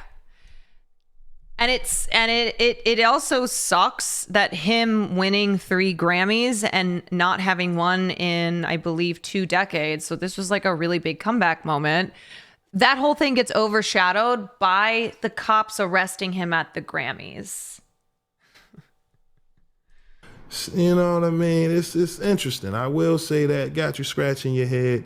Like I said, this is a crazy night, right? Crazy day for Killer Mike to go from feeling like you're on top of the world, winning 3 Grammys, short-lived celebration. You getting escorted out by the police in handcuffs. I mean, this is very interesting, right? Not to mention, Jay-Z said some controversial comments at the Grammys. So I don't know. This is for ratings, get people watching the Grammys, some controversy. This is very interesting because at the end of the day, my man, he was happy. He's celebrating. So again, it looks like we have to wait and hear as to what caused this physical altercation because something happened, right? And I'm sure the way the social media work, footage will be released eventually, showing exactly what caused this physical altercation with Killer Mike. Another thing I will say is I don't even know if I should get into this. I don't even think I'm the right person to speak on this matter because I'm not a hip hop aficionado. Okay. I'm not a hip hop historian, but it's kind of crazy how many Zoomers I've seen be like, who the fuck is Killer Mike? Like not even know who Killer Mike is. And yes, I know Kai said this and didn't know like what he was mad that Travis Scott lost. And when moments like this happen, I genuinely feel like an old person. And I think this happens to all of us eventually, where we go, how do you not know who these legends are? Like these kids these days, they don't know. They don't know because I'm not a hip hop expert. But I know Killer Mike. Like, I know who Killer Mike is. And I also know that this is a really big deal because he hasn't been on the stage in decades. I'm only 31. Yeah. And I know Killer Mike is a legend. Yeah. He's a pillar of hip hop. So getting mad about this because you're a Travis Scott fan, to me, this feels like the generational divide. This feels like an example of the generational divide. And let me give you another example. Now, this could have been rage bait. I don't know. But I literally saw someone on Twitter, and it was a tweet that had a bunch of likes, who was mad that Madison Beer didn't win and was like, who is Alicia Keys? Oh, nar. Nar. Oh, nar. Like, you cannot posit it that way. Who is Alicia Keys? Madison Beer should have won. Most people don't know who Madison Beer is. Madison Beer she is talented, but she's like one of those influencer singers. You know what I mean? She's a Zoomer artist.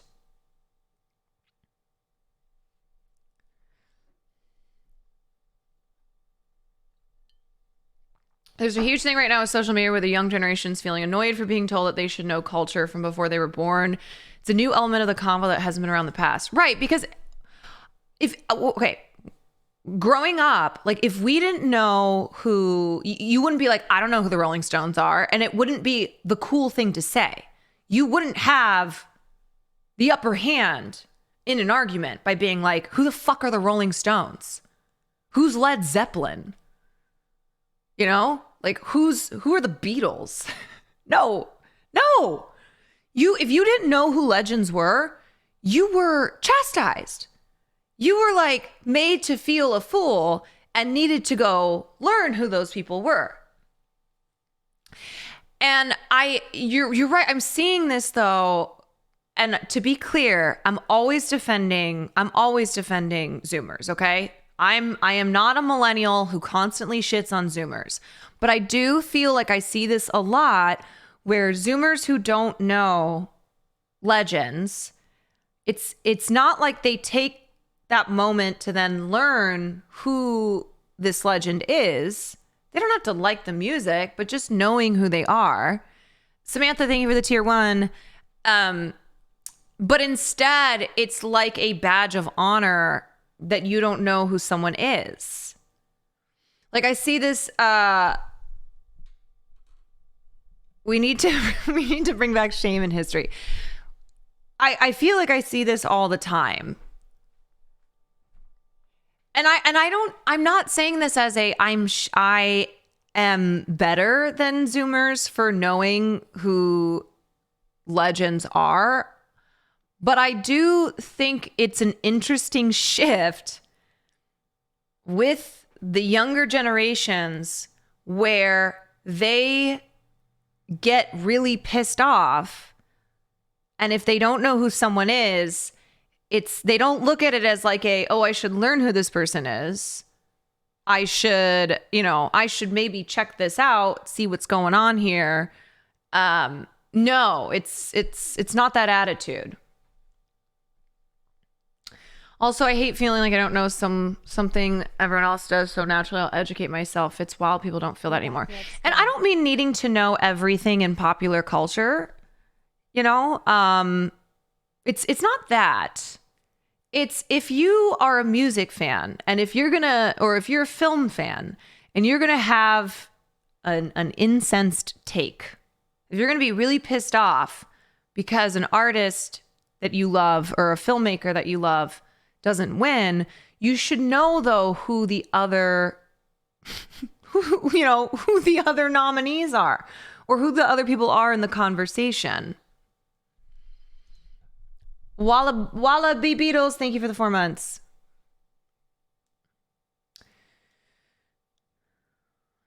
You know, it's one thing if like you don't know anything about film. So you don't know who Jean-Luc Godard is. You don't know who Alfred Hitchcock is. You don't know who Stanley Kubrick is. Like you don't know whatever. Any of the classics, any of the great filmmakers.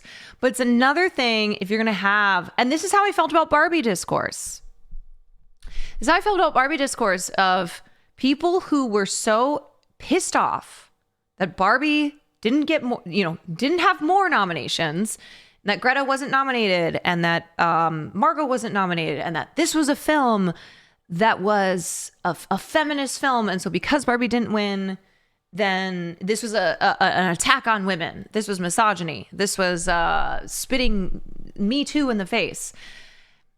And in those moments of like not having watched anything else from last year, where clearly you then would have had you would have been singing a different tune. You might not have been considering Barbie to be the feminist film. You might not have been like so angry about that film not getting more than 8 nominations if you had paid attention to other films and other work that had been produced over the year. You know, I think it's this like narrowing in on one thing that you love and that you think deserves everything and more, but by dissing other artists and other filmmakers and other work. I don't think that's the way to go about it. I think it comes from the fact that the internet is so big now. There's so much media, so much culture, so much content, and people don't learn from the elders in their fields anymore because they don't ever need to. And I don't want to be at that point. I don't want to be the old person who's like, yeah, kids these days, they need to learn. They need to know who the pillars of this of the arts are. An elder gay. I think that's also people growing with the industry standard that the most selling product is more often than not the one rewarded. Yes, I think it is an association of, more consumerism, more capitalism, more money equals the most deserving, the best. Like it translates to being the best. I saw so many people who used the argument that Barbie making $1.5 million at the box office meant that it was the best film, that it was ridiculous that a film that made that much money did not then have even more Oscar nominations, that the director of that film was not nominated, which was insane because of how much money that movie made. Like there's that correlation there, right? Something being popular, something, heavily consumed, something that generates a lot of money, then being equal to creatively the best. What's up, Nisu? Were people upset because they don't know who Killer Mike is? Yes. People who mega lolling Killer Mike who were like, look, if you didn't agree with Killer Mike winning because you just didn't think Killer Mike's album was the best, like that's a different story, there's a difference in having that opinion and then who mega lolling Killer Mike and thereby saying that Killer Mike shouldn't have won. Name 5 of their songs. Got to be one of the worst genre posts ever. Personally, I don't know the man, but just name seeing 5 him from afar, songs. he's not known for things like this. So again, everybody's kind of scratching their head trying to figure out exactly what happened. You know what I mean? LAPD, they getting a lot of criticism. People saying, listen, why did y'all have to arrest this man on, arguably one of the biggest nights in his career? He wins 3 Grammys, and now fans get to see this man escorted out of the building in handcuffs. I mean, listen, it's unfortunate for, Killer Mike. However, he's home. He with his family. This is about to be one hell of a story. I'm sure he's going to talk about it, whether it's in the Raps interview.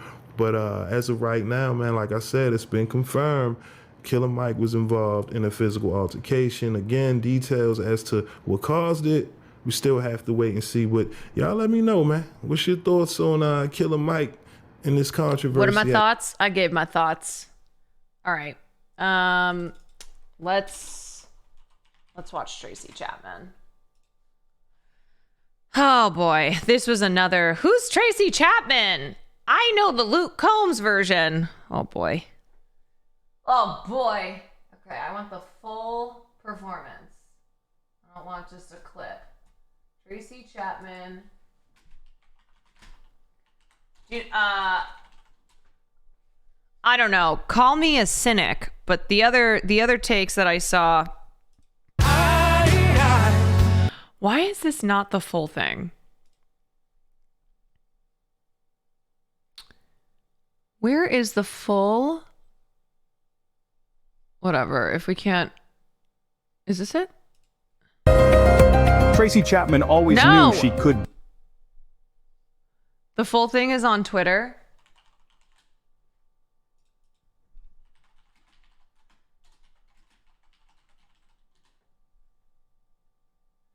Hi.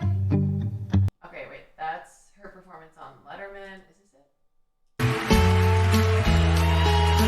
it? Okay, a little bit of context here. Tracy Chapman has not performed Fast Car in years. And in 2023, Luke Combs, who's a huge country artist, did a cover of Fast Car, and it got to #1. And it's the first time that a Black woman has been the sole credited writer of a #1 country song, because this is Tracy Chapman's song. So, there was that just crossover there. The two of them performed this for the Grammys. I will say I'm not a country fan. I would have loved to hear just Tracy sing this. I don't hate Luke Combs' cover. I'm not a country person. I'm not a Luke Combs fan. But this was it's been cool to see Tracy finally get recognition. Tracy is a Black queer artist who came up really in the 90s, and this song has always had a place in culture, but it's been, the attention and the praise has been renewed because of Luke Combs and because of TikTok, because of how many young kids have discovered Fast Car in the last year. So resurging Tracy Chapman, resurging her career, resurging the song, but taking the song and like forgetting Tracy, like not knowing who Tracy Chapman is, or forgetting to include Tracy Chapman. We're gonna have to make Caroline become a fan of country music. It ain't. What a treat! What a gorgeous, gorgeous treat. If you don't know Tracy Chapman, you gotta know Tracy Chapman. Fast Car, give me a reason to stay here. Okay, now another performance I want to watch. Miley Cyrus. Let me just say, Miley Cyrus was one of my favorite people at the Grammys last night, because she was just fucking living. All right, and she won her first Grammy. Believe it or not, Miley Cyrus did not have a Grammy before last night, and she won for Flowers. She won Record of the Year. Miley Cyrus Grammys. I felt like Miley's entire vibe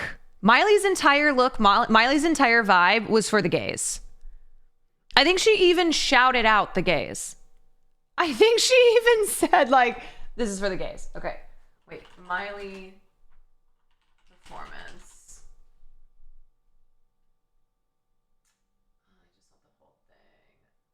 She also looked so good. I'm like, how do I get these arms?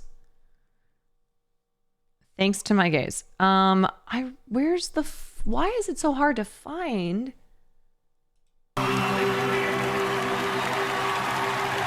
We were good.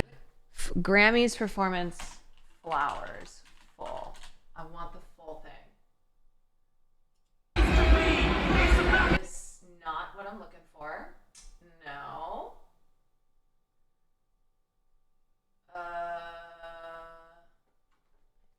If anybody finds a link faster than I do. I don't want the abridged, because I need the last moment when she drops the mic, and it's fucking iconic. It's so good.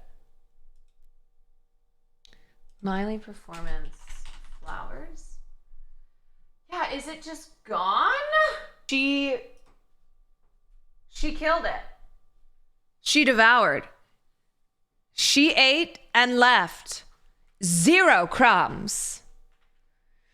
Can you believe that it's taken 20 years since American Idol to like give Fantasia her flowers? Give her the stage she deserves? Yeah, she's amazing. If you haven't seen Color Purple, I recommend. Fantasia is I was really surprised by how good she was. Like, I know she can sing, but I was also surprised by the quality of her acting. Okay, what other big performances am I missing? Oh, I'm sorry. You guys want me to talk about Nicki Minaj? And none for Gretchen Wieners. And none for Gretchen Wieners. How about the Barbs saying that 2024 was Nicki's year? His is number 1, by the way. Oh, Joni Mitchell. Yes. Joni Mitchell. Nicki Minaj, it's truly and none for Gretchen Wieners. But remember what I said at the beginning of Grammys coverage. The Grammys, they're a political show. Nicki Minaj is not liked. And in fact, a lot of people in the industry fucking hate her. This is an award. This is a peer nominated and voted industry show. Nicki has burned so many bridges. And all the stuff with Meg Thee Stallion, no.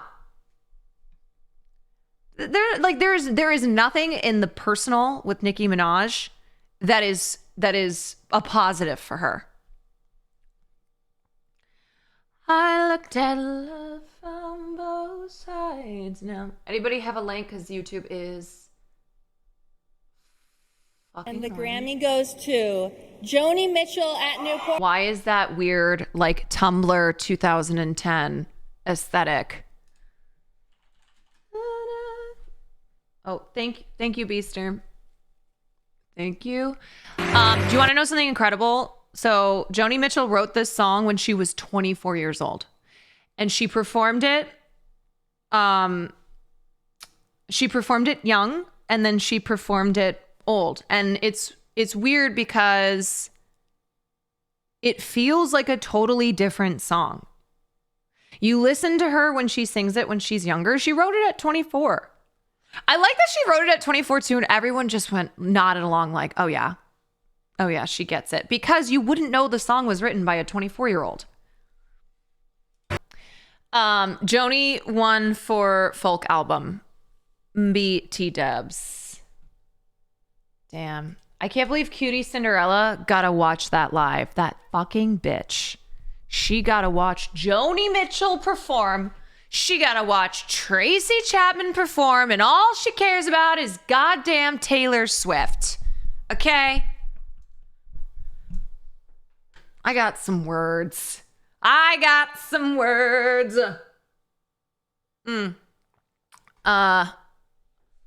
Yep. Yepity yep. Joni was incredible. Okay. I think that's all I got. I think that's what I get. I am sorry I know there are more Grammys moments we have missed, but I actually streamed longer than I thought I would. It's already 3:00. I gotta go film something, and I gotta pack, and I have one thing I have to do, and then I fly back to Los Angeles. Yes, indeed. Yes, ma'am. But thank you guys for coming here to hang out with me, especially since this is not my normal stream time. So I appreciate y'all showing up. showing up for me. Are you ending? Wherever, whenever. I am. Do you have any words? Oh. It was like, do you have some words? That's what you got. Okay. So I am going to send you all over to S-Fand. They have, I just spelled that ass-fand. Ass-fand. It's S-Fan TV, by the way. It is S-Fan TV. Yeah, Yep. I always do S-Fan. Does it have to be S-Fan TV? Can he change it to S-Fan? Anyway, it is the OTK shareholders meeting. Sending you to Ass-Fand. Yes. Oh, and I need to log into Twitch to be able to do that. Hold on 1 second, everybody.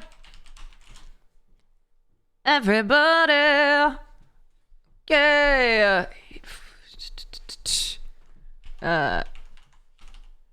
Boom, baby. That should work. Okay, I'm gonna send that raid over. Let me get a little music on the outro. What's a good ending song? I could play something from. Let's see. A little SZA. SZA was robbed. SZA was robbed. Deserved album of the I'm gonna let you finish, Taylor. I'm gonna let you finish. But SZA was robbed. This is album of the year, baby. Oh yeah, look, we got backup dancers here. It is happening. Anyway, if this was your first time here, welcome in. I hope you come back. I normally stream around 5:30, 6 o'clock Pacific time. I'm a night owl, and I love all things pop culture. I do a lot of film talk, and what else? I don't know. We just fucking rock and roll. And Peaches and I look hot doing it. Thank you, darling. Thank you. Anywho, I had a great time here with y'all, and I will see you back in Los Angeles. I'll be live tomorrow night. We will do Austin recap and all that good stuff. All right, everyone. Enjoy the shareholders meeting. Perhaps surprises await. Goodbye.